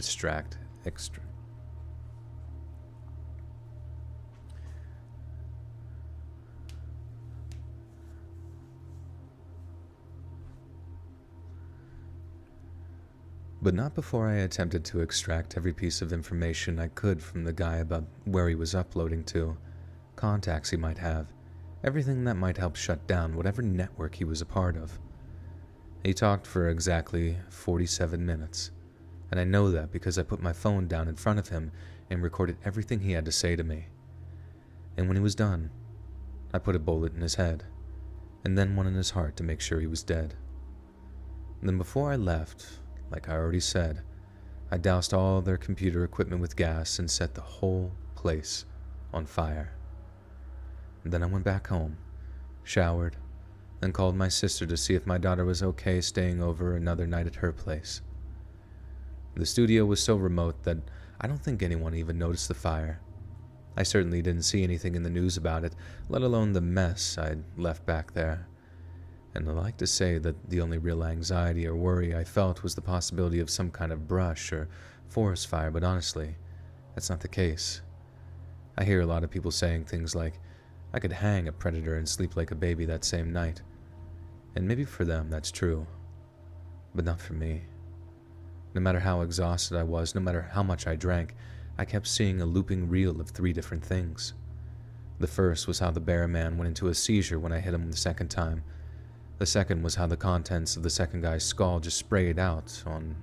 Jesus Christ.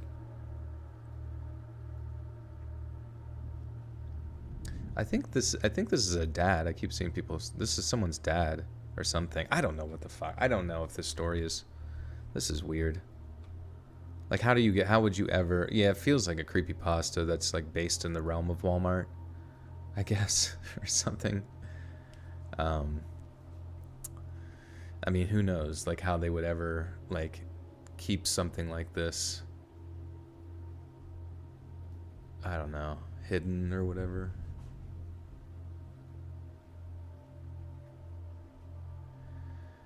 The second was how the contents of the second guy's skull just sprayed out of his face when I shot him from behind. And the third was how the Walmart guy literally squealed as he begged me not to shoot him when he was done spilling his guts out about all the people he'd worked with.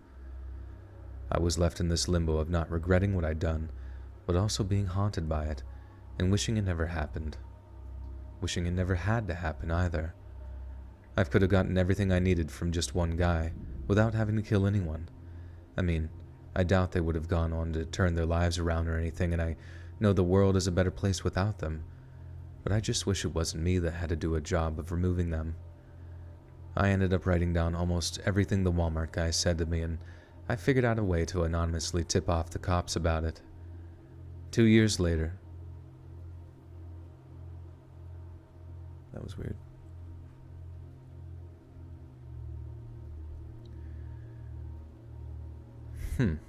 I ended up writing down almost, and I figured out a way to anonymously tip the cops. Walmart pasta. Yeah, this is a Walmart pasta. I don't know. I mean, obviously you do, like, appreciate people doing, like, vigilante type stuff or whatever. But I don't know if I can, you know, this one's just, like, too fucking out there. Yeah, why did he write it down if he recorded it? Maybe, like, he transcribed it from the recording or something like that, so he didn't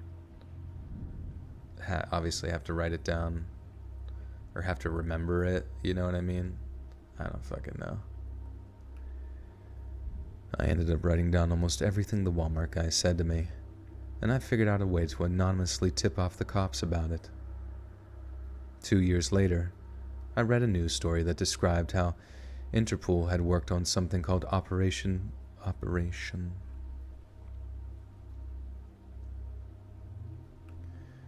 2 years later, I read a news story that described how Interpol had worked on something called Operation Black Wrist, a worldwide operation that led to the arrest of abusers in America, Australia, and Thailand. I also read how it all started with an anonymous tip from somewhere in the US. I know some of you might say that I can't be certain, but I know, in my heart of hearts, that the tip was mine. And as much as I know that what I did that day was a sin, I feel like the people it helped put away, and the closure that some of the victims might have gotten, mean that in the grand scheme of things, my actions and the reactions kind of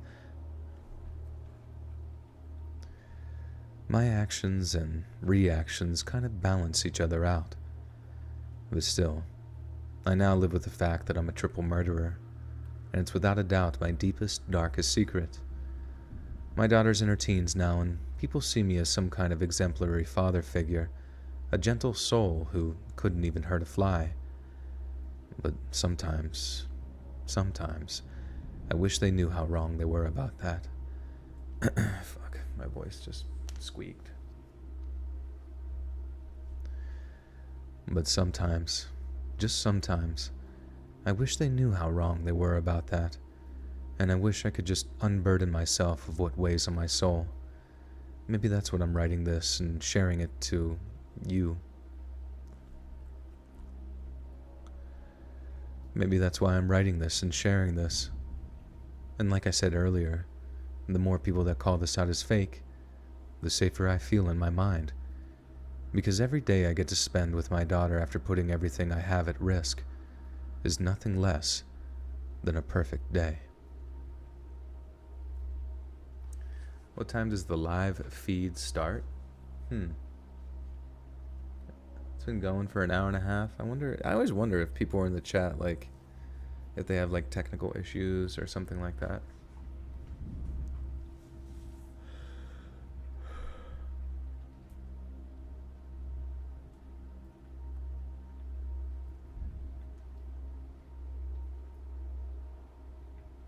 No, I mean, I have no clue. You know what I mean? Like, people send shit in. I have somebody organizes it, especially over email and shit like that. And then we just, usually based on keywords. And then, if someone wants to send in a fucking extravagant piece about them killing predators out in the remote areas after meeting them in Walmart, it's all good. Little weird, but it's all good. Stephanie with the 2 says stories from crime scene cleaners. Oh, that would be interesting. Yeah, I don't really know like what I would do though. You know what I mean? It's because like I guess you could describe how the crime went down, but I also feel like it would be like really gruesome, just like describing the blood and all that kind of stuff. Just discovered your channel a week or so ago. I've been filling my work nights with hours and hours of your content. So glad to offer my thanks while you're live. Great stuff. Oh, thank you, Druid. Appreciate that.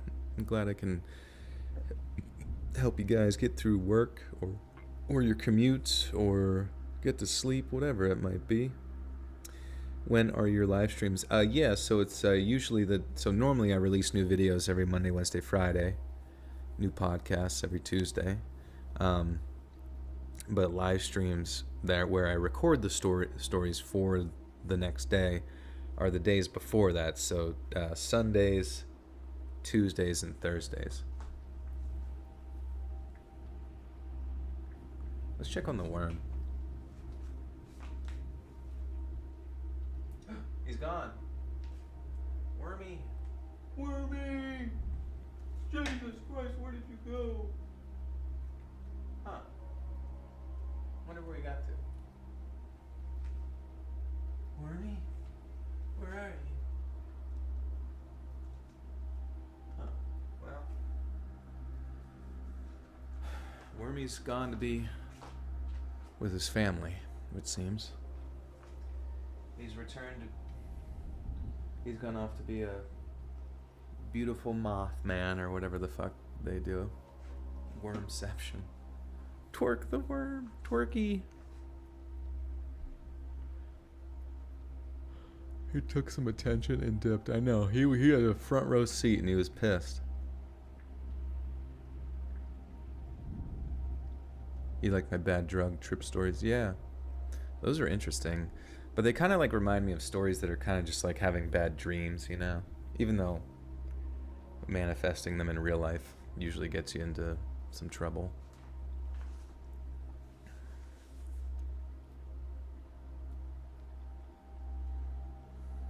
Where's Pradeep? Probably playing with Wormy somewhere. You know, he's not down here. He's probably up somewhere where it's warm. Gone off to the farm. Gone to become a worm dad or worm mother. These stories sometimes take a toll on you. You know, yeah, I guess. Maybe it's like, maybe I compartmentalize it. Maybe I just, maybe I just kind of set it to the side in just a tumor off to the back of my brain somewhere. What's my celebrity crush? I guess nobody, really. I think they're all silly. I remember when I was younger, I thought Maggie Gyllenhaal was good looking. Gail, what's her name? Gail Gadot. Remember who's like Wonder Woman? She's purty. I mean, as far as actors go, these are just my, like, I admire actors and actresses that like can be stuff and be characters in movies that you don't even know it's them. You know what I mean? Is Joel located in California? Nah, I'm on the East Coast. Do your stories ever make you sad? Oh yeah, for sure, for sure. Fast and the Furious. Yeah, pretty much just Vin Diesel. Non-stop Vin Diesel. Jake Gyllenhaal. Yeah, Jake's good. I haven't seen Maggie really in anything in a long time. I guess she was in like Batman.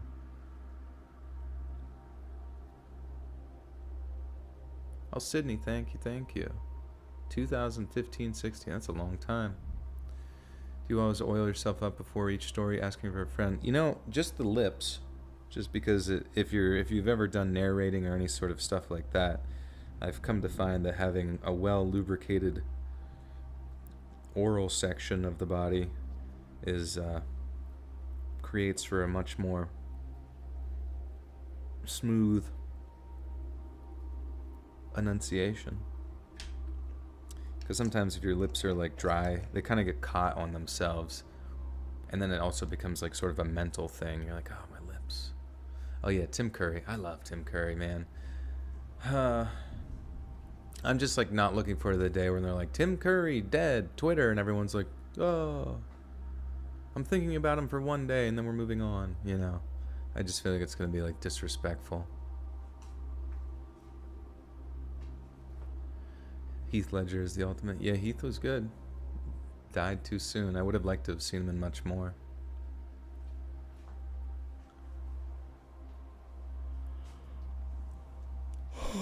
Okay. I used to work the late shift at a Walmart here in Jacksonville, and every night after finishing at like 1 in the morning, I'd walk to the exact same bus stop to call an Uber. Now, this whole story would never have happened if my dumb self didn't just get picked up from work, but I always like having a smoke as soon as I finished, and it wasn't the kind of thing that management would have taken kindly to, me smoking right outside of the Walmart. It was the arrested and fired kind of smoke, so I used to walk to the bus stop. It was the arrested and fired kind of smoke, so I used to walk. Oh, I see. The Twisted Technician with the 10 says, how are you? Let's read, and hope everyone's having a good night. Thank you, Technician. I'm doing good. We're just cruising. Did Tim Curry die? No, he did not, but he did have a very bad stroke. Not recently, but in the past couple of years, that like every time I look at him now, just to see how he's doing, I don't know, there's just a part of me that feels really, really shitty about it. You know what I mean? Because it's like he was such an accomplished actor and such an awesome person, you know, presumably, and just to like, I don't know, just to see him in such a vulnerable position, it's like, it makes sense because every human goes through that at one point. But God, it just seems like a unfortunate way to finish life. You know what I mean? In a sort of borderline paralyzed position. That's not to say that he hasn't made the best out of it. I don't want to put a negative connotation to him at all. You know, it just sucks because he was just such a lively character. You know.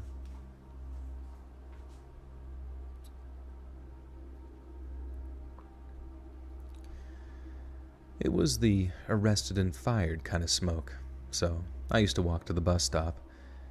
Anyway, this one night I'm sitting there, smoking away, and the Uber is maybe only 3 or 4 minutes away.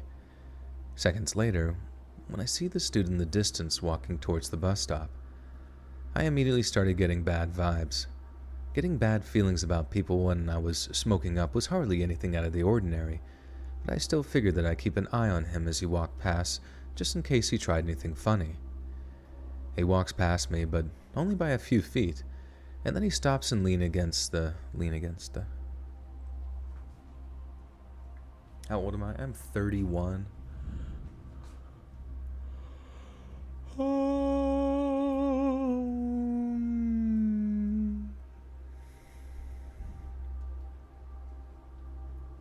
Keanu Reeves is your favorite person? My favorite clip of Keanu Reeves is when because he's really into like, I think because of John Wick or whatever, he's like, I think one of his many hobbies and things that he does is goes to like shooting ranges and does like speed shooting courses or whatever, you know, like ba ba ba ba, and then like, you know, unloads or puts a new clip in, ba ba ba, you know, pulls up a new gun, ba ba ba. So like legitimate like John Wick shit.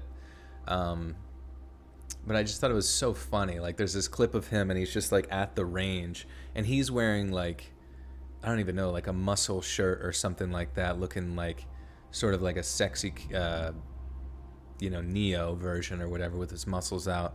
And then you got like, there's just like just random like scantily clad women in like black also wearing like limited clothing just around him as well. And I feel like it was just like such a big flex from like a guy who's like usually pretty humble. Just he's like, all right, you know what? Today we're gonna shoot guns and I'm gonna be surrounded by babes. Whatever. This is my day. Colin with the 5 says, I met Tim Curry at a horror Comic-Con and he couldn't talk. Oh, it was very shocking to see him like that. Oh, that's sad. I'm sorry to hear that. But I think he is in a much better position because he did an interview with some student I saw on YouTube more recently, and I think he's made a lot of progress in regards to his recovery from that. But it was a very, very large stroke. So, but that's cool. You got to meet him though. That's awesome. Your woman crush is every member from Twice K-pop group. Oh, nice. Yeah, I don't know anything about K-poop.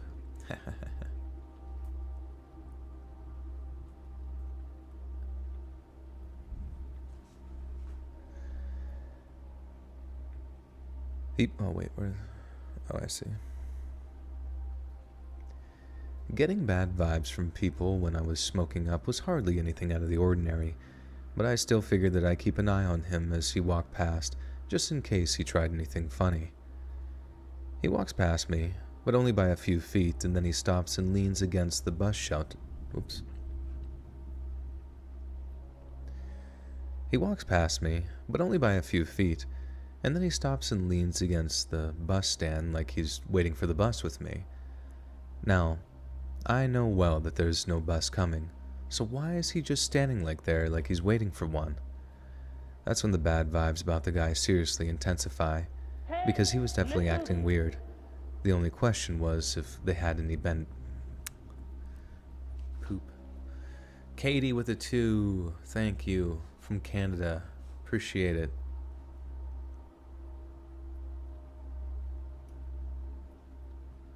Can you come to my 13th birthday party? Actually, I had a really cool 13th birthday party when I was younger.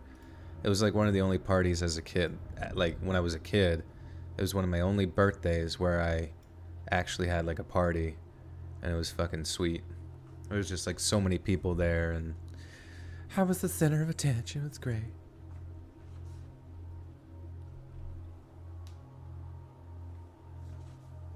Your huge celeb crush is Seth Rogen. Love it. Seth Rogen.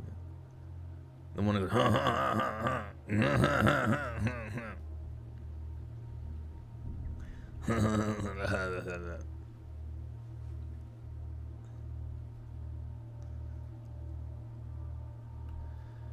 That's when the bad vibes about the guy seriously intensified because he was definitely acting weird.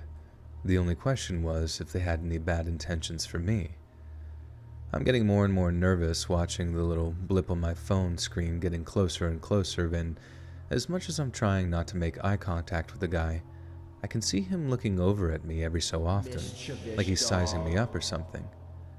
I'm feeling pretty thankful by the time my Uber rounds a corner and I start to see its headlights. But as it pulls up, I actually think that maybe my paranoia might be starting to get the better of me, and maybe it's just me being the judgmental one instead of the guy actually posing any kind of threat. Then literally, as I open the door to the Uber, the guy says, "You lucky kid." I look back, and he has this grin on his face that literally made my skin crawl.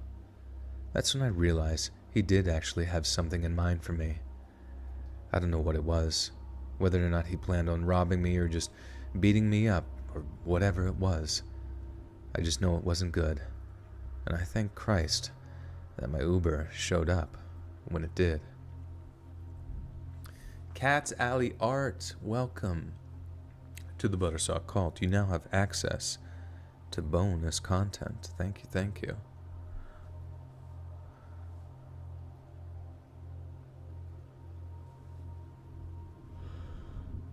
What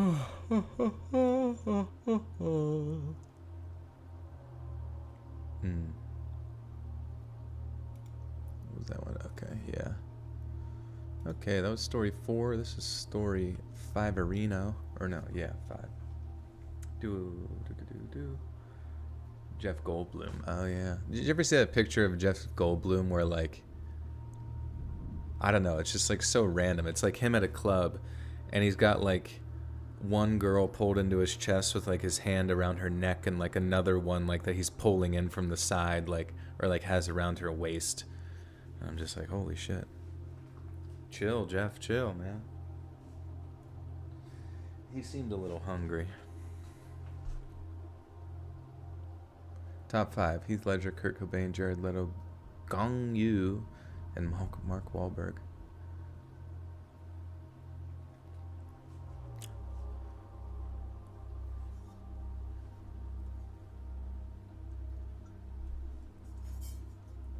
Marky Mark. Yeah, Mark, I mean, Mark's impressive. I know him and Tom Holland were in that new Uncharted movie. It's out right now. Has anybody seen it? Is it good? It seems like it's kind of like a bit of a flop, you know what I mean? Because I haven't heard anybody talk about it like the way they have the Batman, you know what I mean? Would I date twins? Like you have to date both of them or just date somebody that has a twin? Twins, Basil, twins. D-Shore, thank you for the $20.97. Thank you, thank you. How are you? Batista is too hot. Like, damn. Joaquin Phoenix. Oh, yeah. There's a lot of human beings on Earth that are, you know, good to look at. Jody with the 2. Thank you, Jody. What is this? Okay, we're going to go back 20... Okay. We're going back maybe 20 years for this story. Back when cell phones were Nokia bricks and Google Maps didn't exist. My mom used to take me with her to Walmart most trips since she didn't want me to leave. She didn't want... Man.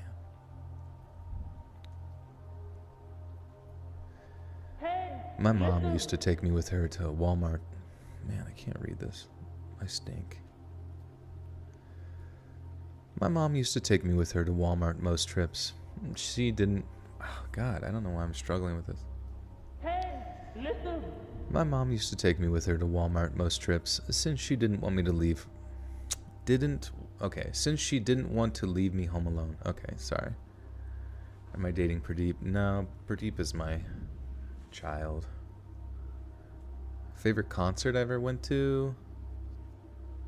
I don't know. I went to Bonnaroo. No. It was called Firefly. I went to Firefly in like 2014. That was a good time. My mom used to take me with her to Walmart most trips since she didn't want to leave me home alone. I actually used to really enjoy it, and most times I'd use my allowance money to buy something I wanted. I know that might sound a little strange, thinking a trip to Walmart was like an event or something, but this is living in the small town of southern Missouri, so there really wasn't exactly a lot for me to get excited about. Anyway, this one time we visited the Walmart pretty late, and we happened to have one of my friends with us. About halfway into the journey, we found our regular route was closed because of some horrible drunk driving incident, so we had to find an alternative route. We weren't too concerned about this though, because Mom tended to be a pretty good navigator. We were more concerned about the poor family of the person in the car wreck, because from the way it looked, no one could have possibly have survived a crash like that.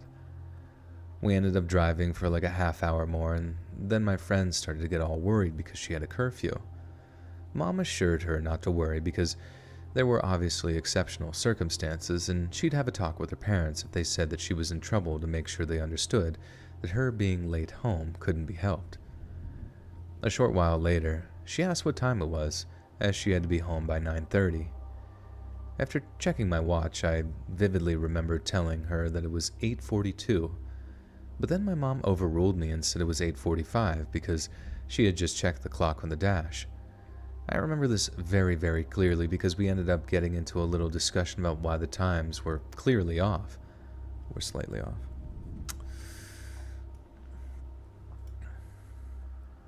Hannah with the one says, I got you. Thank you, Hannah. Appreciate it.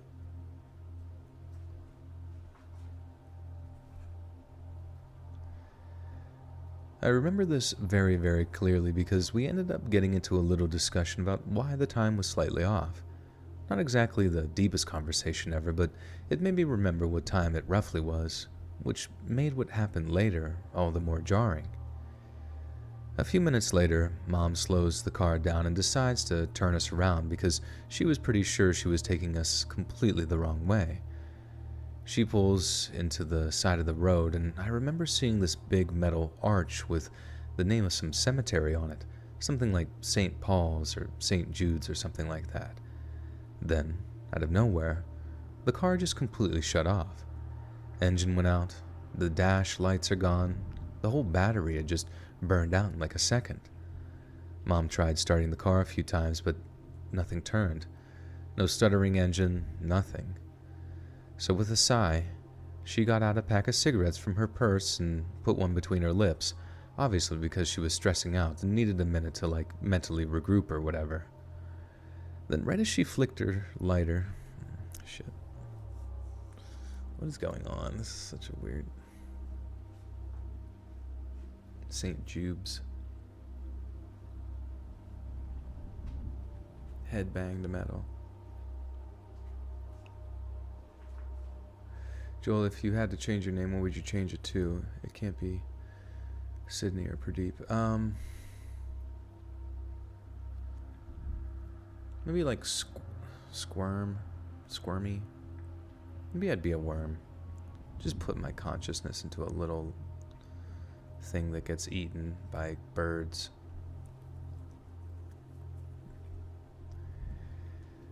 Then right as she flicked her lighter, something flashed in the car, way brighter than the spark her lighter should have made. It made my head hurt, and Mom actually let out an audible little chirp as we all started to complain that we had headaches. It all took place in like a fraction of a second, and as weird as it was, we didn't think too much of it because it was all over in a short space of time. Mom then lit up her cigarette and tried the car's engine again, and that time it worked, so we started to drive off and get back on the road. My head was still kind of aching, and my friend was actually rubbing her eyes and complaining about it, so I know it wasn't just me that experienced those weird symptoms. Then a few seconds later, Mom put the brakes on real sharp and was like, "What?" We then asked what the problem was, if she'd seen something or whatever, and she just pointed to the clock on the dash. It only felt like a few minutes since it was said that it was... What the fuck? It only felt like a few minutes since it said 8:45, but when she pointed, the clock clearly said 8... fuck. Oh my god, is this a fucking alien story? What the fuck? It only felt like a few minutes since it said 8:45, but when she pointed, the clock clearly said 11:33. At first, I figured that the time changed because the car's battery had suddenly died or whatever, but then I looked at my watch and saw that it read 11:30. Still just 3 minutes apart, only somehow we'd lost like 3 hours. We kept talking it over and assumed that we were just being paranoid, but when we got home, which was about 45 minutes from the Walmart, it really was well after 11 p.m. We went from feeling kind of confused about the whole thing to legitimately terrified, because we had no way of explaining how we'd lost that time. To this day, neither me, my mom, or my friend have ever been able to logically explain what had happened that night. Everybody we've ever told about it just assumes that it's a made-up story, and even when we confirm it all happened to us, and we all experience the same thing, they just think we experienced some kind of shared mania or something. We're not, like, traumatized by it or anything, and I mean, what choice did we have other than just to go on with our lives? No one was physically hurt by it or anything, and there must be a reasonable, rational explanation for what happened. But every so often I hear about it. A Walmart glitch in the Matrix story. Yeah. God, dude. I mean, it's cool. It's just like, what the fuck?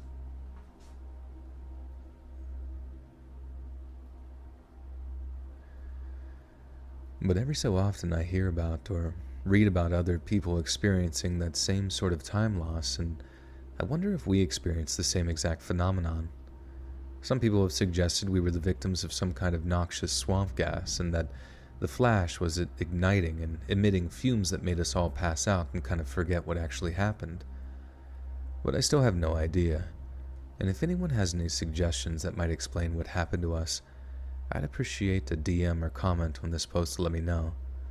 Like I said, it's not something that's given me nightmares or that affects me these days, but still, it's definitely the single most freaky thing that's ever happened to me in my life.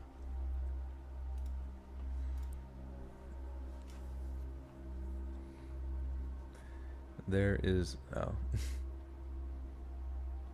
They stopped mutilating cows and now mutilate Walmart cattle. And then they sell it there. Walmart's run by aliens. I can trip over my words all night and still be your favorite. Oh, thank you. Yeah, I wish I could, like, more easily, I don't know, just cruise, you know what I mean? How do I feel about smokers?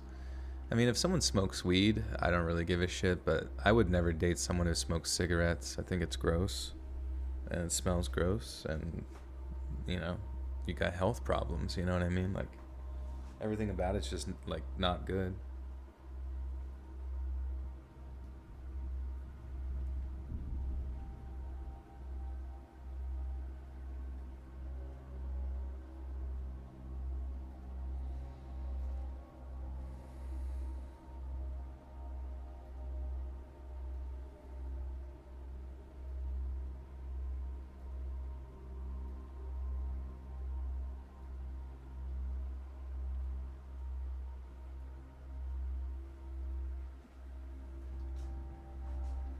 It's, I mean, like, sometimes when someone lights up a cigarette, it's...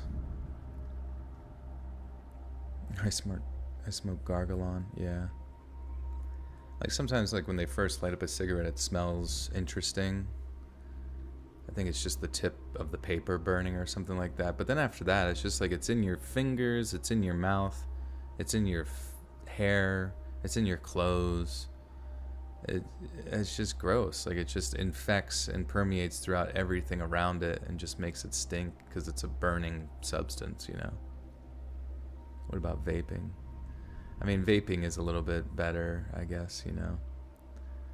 I just don't think anybody should get into that shit, especially if it's just, like, going to become your addiction, your daily addiction. What's the best way to start learning how to do pull-ups? Oh, yeah, I guess if you can't do it like initially,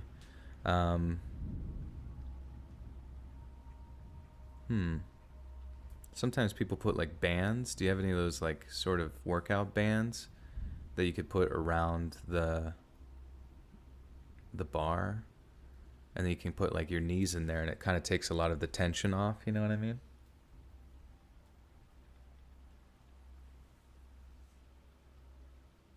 But you can't stop. What do I do now? I just try and stop, I guess. I mean, my opinion of someone smoking or vaping is not important, you know what I mean? But it's more for your health, you know what I mean? Like, just, you know, don't participate in products that are meant to kill you. Like, it just doesn't make any sense. Please fart. No. Yeah, you could do gym rings. Yeah, YouTube will have a bunch of like pull-ups for beginner stuff. You'd rather smell random blueberry clouds than stinky old Karen smoke. Yeah, for sure. You smoke a pipe. Nice. What scares me the most? Getting eaten by bears. Alive. I saw this video on Reddit like yesterday, and it was like some lion was outside some guy's house, just like looking in, and like it couldn't get in, but it just like kept looking through the window and like just like jutting at him, like wanting to kill him so bad, and that looked really, really scary. Is there rain in the background? Yeah. You don't think smoking Mary Jane stinks? Yeah, but Mary Jane is one of those things where like you do it for, you know, you do it like one time and then you're done. It took you like all of 5 minutes to smoke or whatever. I don't smoke. I mean, I have smoked before. I've smoked cigarettes, I smoked vape, I smoke weed, but I never like did it in a sort of like addictive way or anything, just recreational. But you know what I mean? Like when someone smokes cigarettes, it's like they do it all day long. Or if they smoke a vape, they do it all day long. And I think they've gotten rid of the chemical and stuff in like vape juice that gives people popcorn lung or whatever. But at the same time, I'm still curious about the long-term effects of like vaping can have on someone.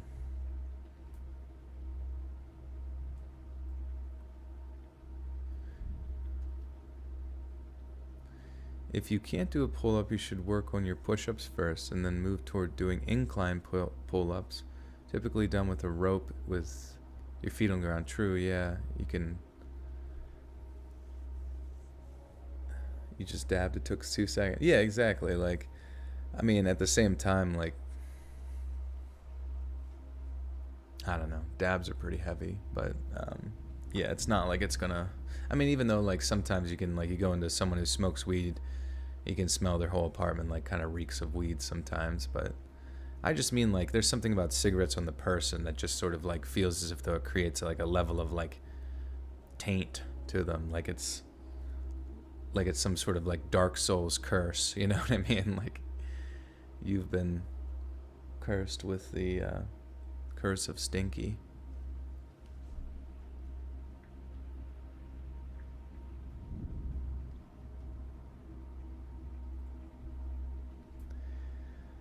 I remember walking out of Walmart with a cart full of gardening supplies a few years back. My mom had sprained her wrist and needed stuff picked up for the start of spring, so it was down to me to go grab some stuff for her. I'm loading the stuff into the trunk of my car when I happened to notice someone walking past me out of the corner of my eye. Kind of took me off by surprise, so I turned around out of instinct and ended up making eye contact with this younger-looking guy. He looked like 20-something, workout gear, shaved head, totally normal-looking guy who looked like he'd been out for a run or something. I didn't want to seem all confrontational or whatever, so I smiled and said, "Hey," and just carried on loading all the stuff into my trunk. Next thing I hear is someone saying, "Was it you?" I turn again, and it's the same guy, smiling back at me, having asked me that question. I'm like, "Was what me?" And the guy responds like, "You know." I sort of chuckle, thinking it was an honest mistake on the guy's part, thinking I was just someone else or whatever, so I tell him I don't know what he's talking about, then just carry on loading the stuff into my trunk. That's when I hear him walking towards me from his footsteps, so I turn around, hoping things aren't about to get confrontational. But those hopes were totally dashed when I saw the look on his face. He looked livid, and as I'm getting ready for the unfortunate event of having to fight a total stranger for no reason, the guy starts screaming at me. "Don't pretend you don't know. You got me transferred. It's because of you I got transferred." He said a bunch of other stuff that might have Cora censoring this post, so I won't repeat it, but trust me when I say it was language that I would have made a stevedore? What the fuck is a stevedore? Would have made a stevedore. One who's employed in loading or unloading ships. Okay. What the fuck is a stevedore? A dock worker. That's really funny. I've never heard the term stevedore ever used ever. The Dark Soul taint is real. Oh, he's been tainted. Can someone please look up some sort of Dark Souls curse or like something that you get from Dark Souls that you're like, or Elden Ring or whatever the fuck, where you're just like cursed for a while. Because I want to make that term something that's used for smokers just to make them feel bad and then they can get away from it and be healthy. I'm doing it for you. I'm trying to help you guys. Stevedore. Oh, it's a stevedore. Stevedore. Stevedore. Okay, my bad. S.J. Curtis with the 5 says, "I love your live streams. Your demeanor is very pleasant. Do you watch other people's live streams?" I watch a lot of like Overwatch streamers' live streams, just like random ones. Sometimes I'll watch Dr. Disrespect on YouTube and that kind of thing. But usually they don't really keep my attention for too long. I'll just like eat whatever food I'm eating and watch them play, and then after I'm done eating food, I don't care anymore and I move on to like continuing to do other stupid shit. Pradeep, what do you do? Oh, you know what was funny about Pradeep yesterday? I got a burrito, and he was obsessed with like stealing the crumpled aluminum foil. Do I watch Flats? No, I don't watch Flats. I've seen Flats a few times, but I don't really watch him. More recently, I like to watch, I used to watch Yeetle a lot. Defran. I'll see, what's his name, like LH Cloudy. He plays Reinhardt, and I like to watch him just because, I don't know, I respect someone who's good at Reinhardt, because Reinhardt's like one of those very team-oriented characters. And like, with Reinhardt, you have to be very patient, because you sit there and you're like a meat shield, and if your team's not supporting you, you're kind of fucked, because you need like every possible like support concept to help keep you up. But he's just really good at like making all of the kind of like all or nothing aspects of Reinhardt like work pretty darn consistently, you know what I mean? And really anybody who can play Monkey is, if you guys, or Winston, is very impressive. Do I know Nugumu? No, I don't know that. Oh, you're a Mercy main? Nice. I would play Mercy, but I like I don't know. I get bored, I guess, playing Mercy.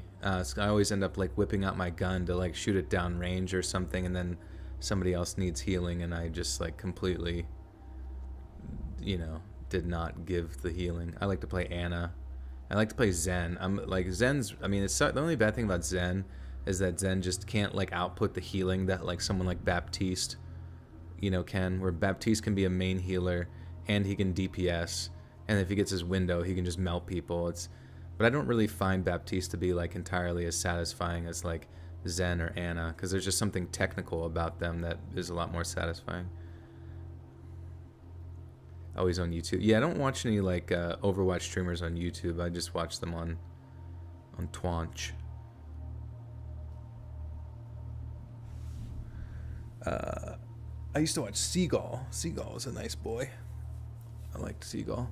He doesn't really play Overwatch too much anymore, but I guess Overwatch 2 closed beta is going to be... Oh, we're at 667 people.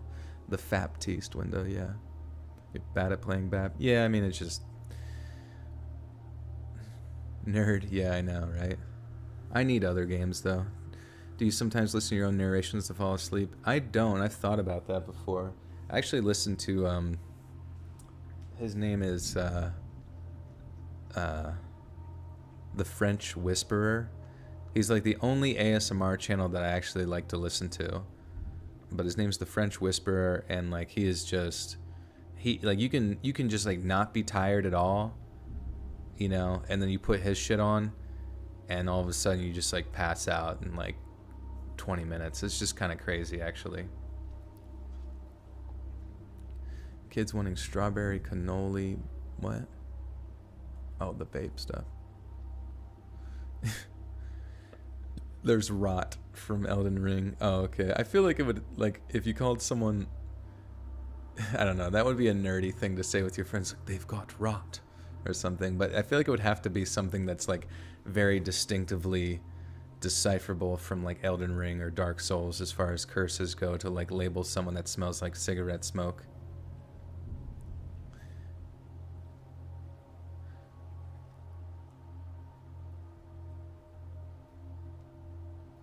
Are my videos considered ASMR? Some people do consider my voice ASMR.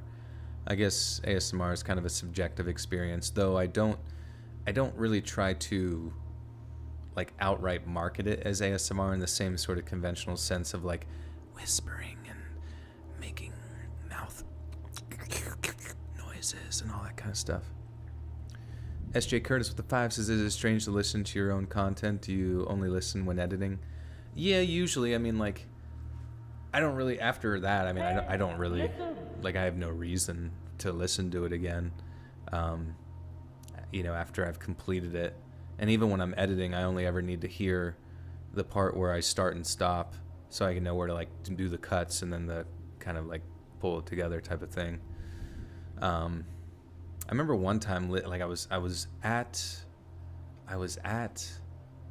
a cabin with friends, and I put on one of my ghost stories, and I literally, like, we were in a new place and I was on like the top bunk or some shit, and I put on one of my ghost stories because they were joking about it or something, so I just like put it on, and I swear to God, like, as we were sitting there listening to it, I just got like transfixed by it, and I was like actually scared of my own self.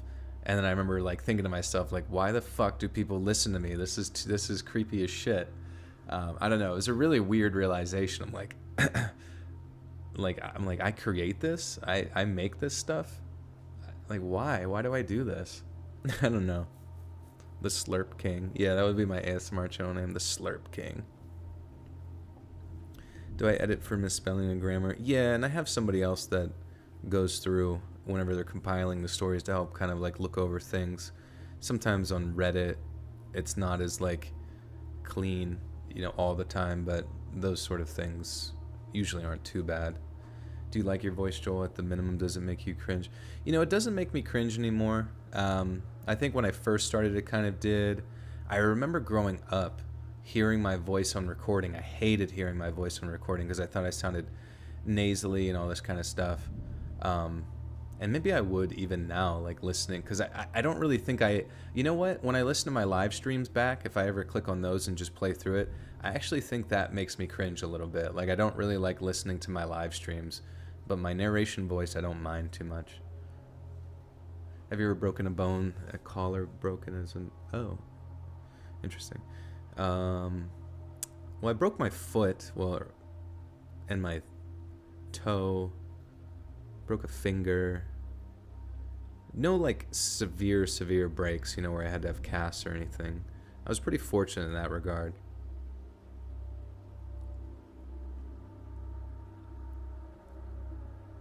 Your sister thinks you're deranged for listening to these stories to fall asleep. Yeah, somebody else said that their parents thought that too, and then they got them into me, and now they, you know... Do you keep popping your knuckles? Sometimes. Sometimes I'll crack my knuckles, and you'll pick it up on the mic. It sounds like...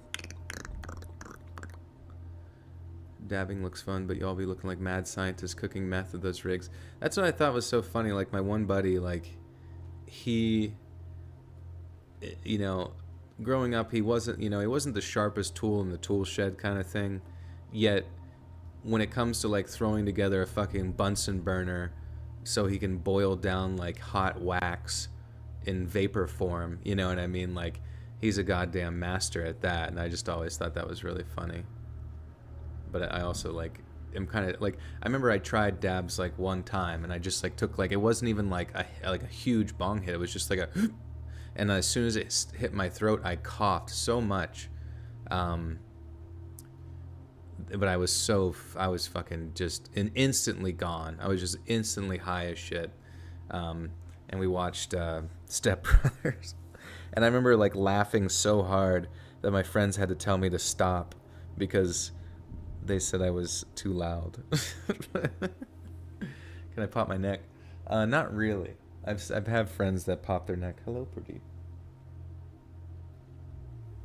One thing that pops a lot on me is my hips. I can, I feel like I don't feel right until I like pop my hips. Kind of like where the femur enters the joint.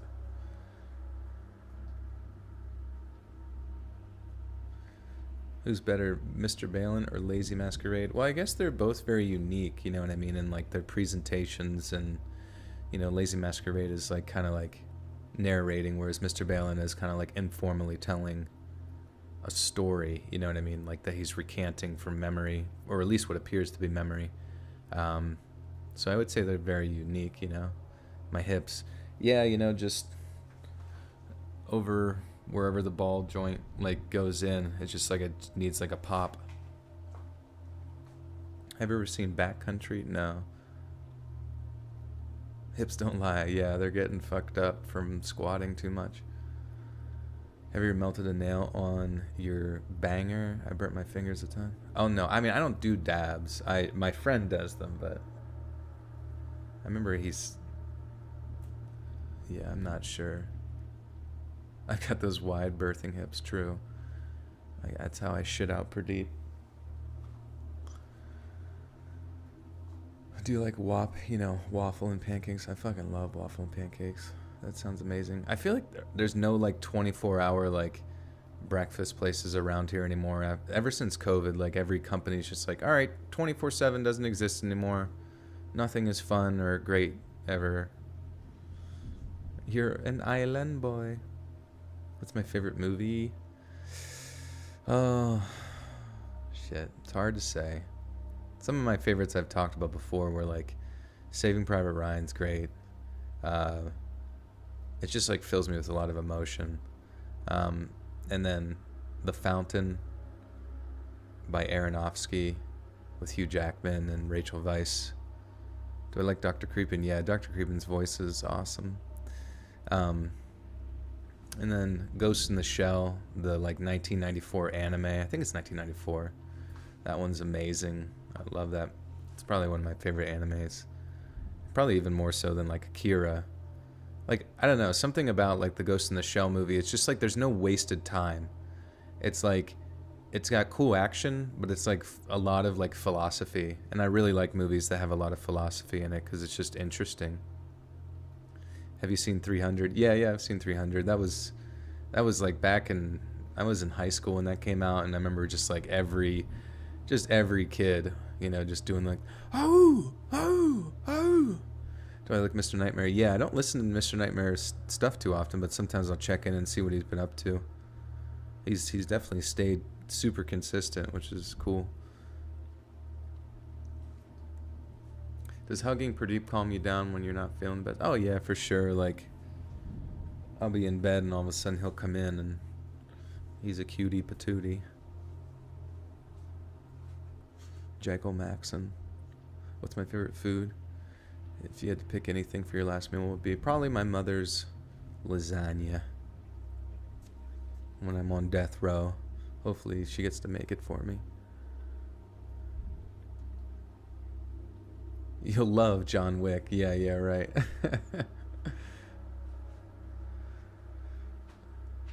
Yeah, I think John Wick was such a perfect movie for Keanu Reeves, and I talked about this before, but, um, you know, like, nothing against Keanu Reeves, but, like, he's not, like, the best at acting, you know what I mean? Like, when it comes to actually, like, just being an actor, you know? Because he kind of plays the same sort of emotionless AI type guy in, you know, The Matrix, as well as John Wick. But like John Wick was just like that perfect sort of like, let's just do like really cool choreography type fights and stuff with guns and just like a really stoic, hardcore character that doesn't have a lot of emotions and does his thing. Yeah, I must get revenge for my dog. I watched the new members only video. It was awesome. Oh, awesome. Thank you, Jacob. I'm glad you liked it. I'm the Keanu Reeves of narrators. This is true, yeah. I am kind of like... I'm also kind of like that, too. I don't even know how good I would be at acting if I tried it. If I would also just be like, what do I do? I'm so scared. I'm terrified. Ugh. Prepare to die.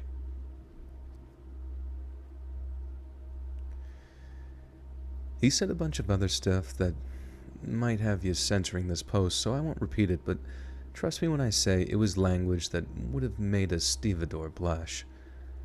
I remember one of the scariest things being how he was still sort of smiling as he started shouting about being transferred, and then as he carried on screaming at me, he went bright red in the face, got this look about him like he was about to murder me, and he actually started spitting as he was screaming due to how out of control he was getting. I'm telling him to calm down, that there's been some kind of mistake, and that's all without even asking what he meant by got me transferred. But then every time I try to reason with the guy, he almost takes it like I'm trying to gaslight him or whatever, and it just makes him angrier. I don't even know how he managed to conceal it on him, but he pulled out this extendable baton from somewhere and whips it open right in front of me before charging at me. I just reacted, running around my car and screaming for other people in the parking lot to call 911. That was the other scary thing, how most people just stood and watched with their mouths open instead of either calling someone or actually getting involved to help. Then the other really scary thing, the guy's screams as he chased me, they went from actual words to just this wild psychobabble. Just stuff that barely made sense and only had an actual understandable word every 3 or 4 screams. He was completely manic, and it really didn't hit me at the time, but I later found out that he was suffering from a complete mental break. He was way faster than me too, so if it wasn't for me being able to duck and dodge around parked cars, he would have caught up with me in seconds. And then because I didn't have anything to defend... And then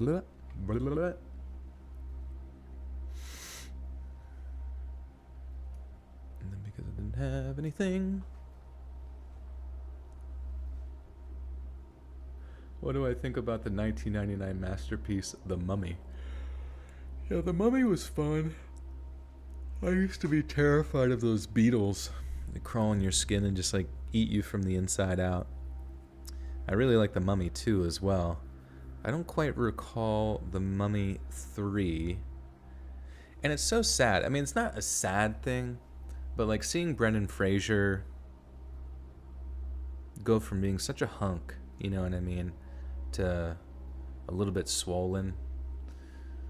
It wasn't, it's not like a bad thing, but it's just like it makes you think. You're like, you know what? If you don't take care of yourself in Hollywood, unfortunately, you age like a normal person and you look like your age. And that is, I just kind of thought if you're in Hollywood once, they just give you some sort of serum that makes it so you don't want to eat ever and you get muscles. Do a stream only as Tommy Wiseau's voice.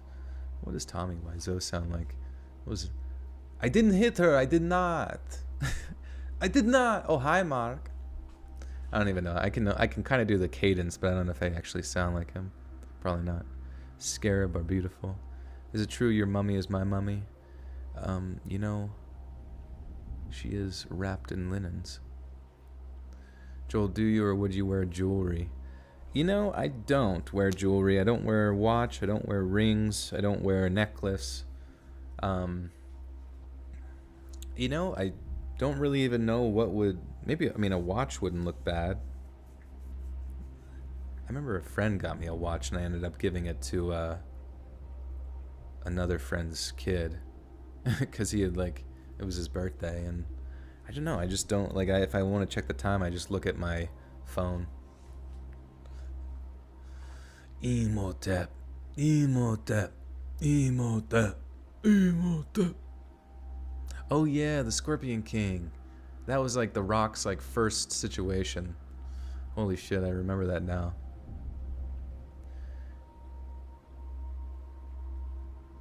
Say hi to Alyssa. Hello, Alyssa. I look like Emotep. Yeah, a little bit. Do I wear flip-flops? I'm wearing flip-flops right now, actually. Just because they kind of like I have my mic at a certain thing, but I like to be at like a exactly like perfect, exactly like lined up with it, and these little flip-flops help give me that like sort of perfect distance. How do you feel about weighted Russian twists that are the best ab workout? Oh yeah, yeah, those definitely get the job done. What's my sign? Like astrology? What's astrology? I've never heard of that. Do you wear sandals with socks? Oh yeah, that's what I'm wearing right now. I used to hate like thong sandals, el chanclas, but now I like these, especially these ones. I kind of want to get ones that are like have like orthotics or like almost like fitted to your feet perfectly. That would be sick. Some Tempur-Pedic fucking chanclas. The Rock in Doom was terrible. I mean, dude, The Rock is like one of the most highest paid actors in Hollywood. But tell me one fucking movie The Rock has been in that was just like actually like emotionally impacting on your life. You know what I mean? Because like, you know, you don't just like... I don't know, you couldn't just like see The Rock like appearing as like some peasant guy in the streets, you know what I mean, as like a you know, like an extra in a movie, and you're like, oh, I didn't know that was The Rock. You know, or something. Or like you don't see you know, Jumanji or Fast and the Furious, like, oh, that was Dwayne The Rock Johnson. I had no idea. Those giant fucking bulbous steroid muscles, I would have no idea. I would never have known. He's such a method actor. He just is in his character. Of just being absolutely fucking swollen.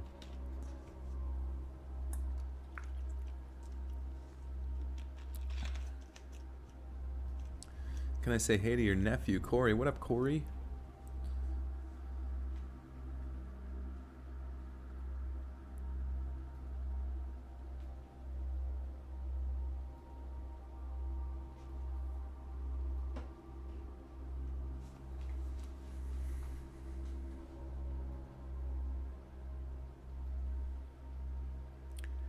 The game plan? What's the game plan? Yeah, you're right. The Rock can't play a regular guy. I mean, but it's crazy because he's like still like the most.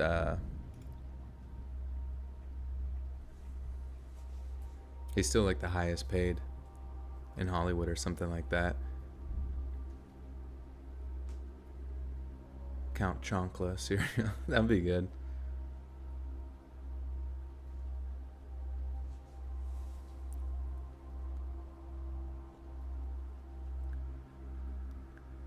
Hulk Hogan's Rock in wrestling, though. Say hi to your sister Sophie. I'm getting her tonsils out. Uh-oh. Nerf Wars low-key underrated. Wait, was The Rock in a Nerf movie? Do I like Harry Potter? I like the idea of Harry Potter. I never really got into it.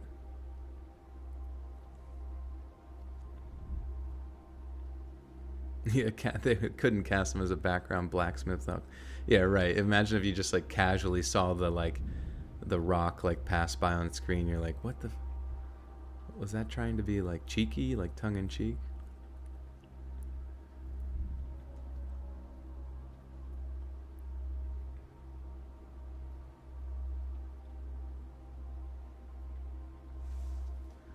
Alright, let me finish this story.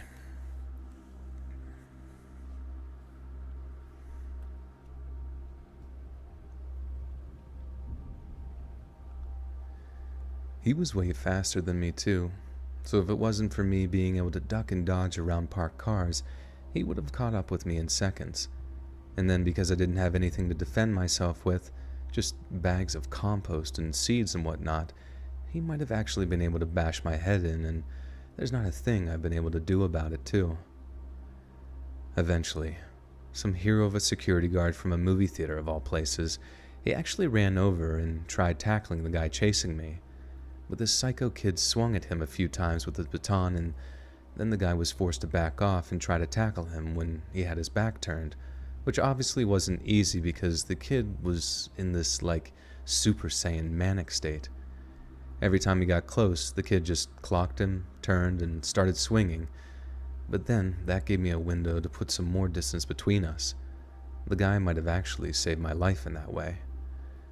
Anyway, the cops showed up after what seemed like way too long, but when they tried tasing the guy, it just had absolutely no effect on him. That was the other thing that scared me. I've actually seen a guy getting tased before. It's a long story.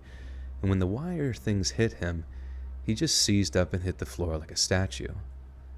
But this guy, it just had zero effect on him.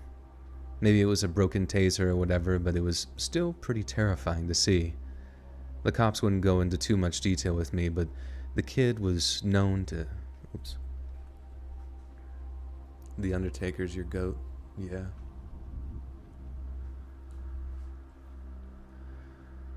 The cops wouldn't go into too much detail with me, but the kid was known to him as suffering from paranoid schizophrenia, and I went from hating the kid to actually feeling really sorry for him incredibly fast. They'd been getting calls about him for the past 2 days, but he kept on running from the scenes of the calls and getting away before they could actually make him. They'd been getting calls about him for the past 2 days, but he kept on running from the scenes of the calls and getting away before they could actually take him into custody. I don't feel any ill will towards him, and I hope he got the help he needed, but I'm not kidding when I say I legit could have... I don't feel any ill will towards him, and I hope he got the help that he needed, but I'm not kidding when I say he legit could have killed me that day. Easily the scariest thing that's ever happened to me at Walmart. Okay. Say hi to your wife, Julia. What up, Julia?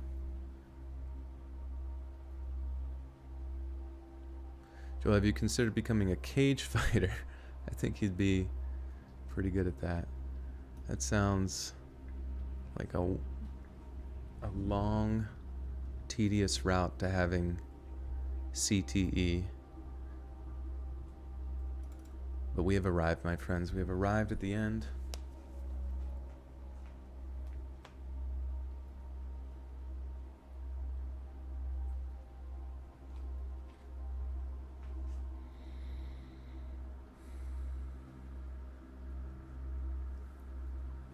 And what should I say?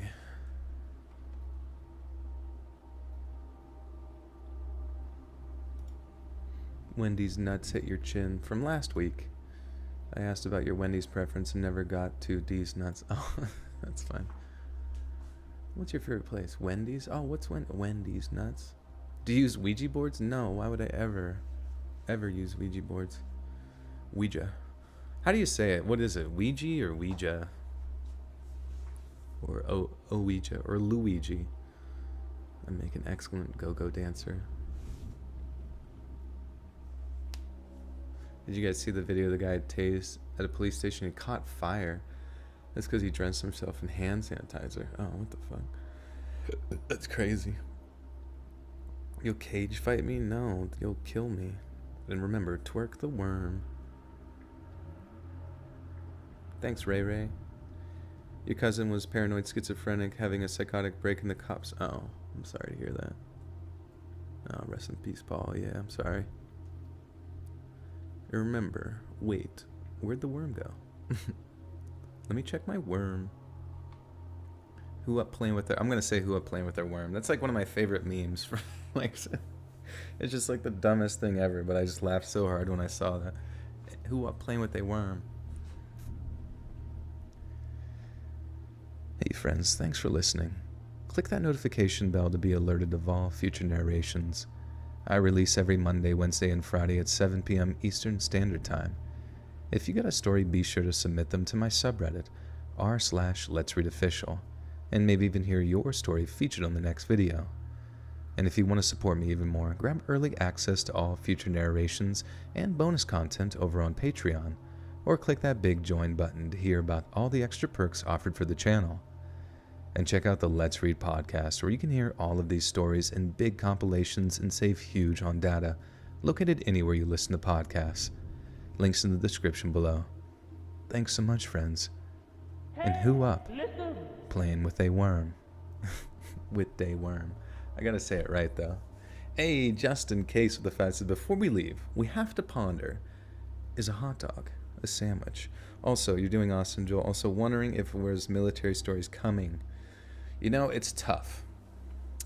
I don't know if that's like a very good topic to dive into, you know what I mean? Because like, just kind of gruesome stuff, you know?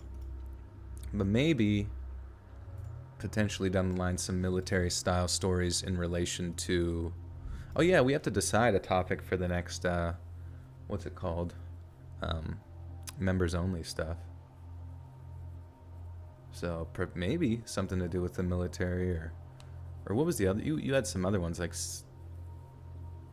kind of like similar police related ones. What's my favorite Leota Machida fight? Was it Randy Ortiz or somebody? I forget who it was. Or Court. Is it like Court something? I forget, but he literally did that. You know, like that Karate Kid kick to the face and knocked the dude out. It was pretty impressive.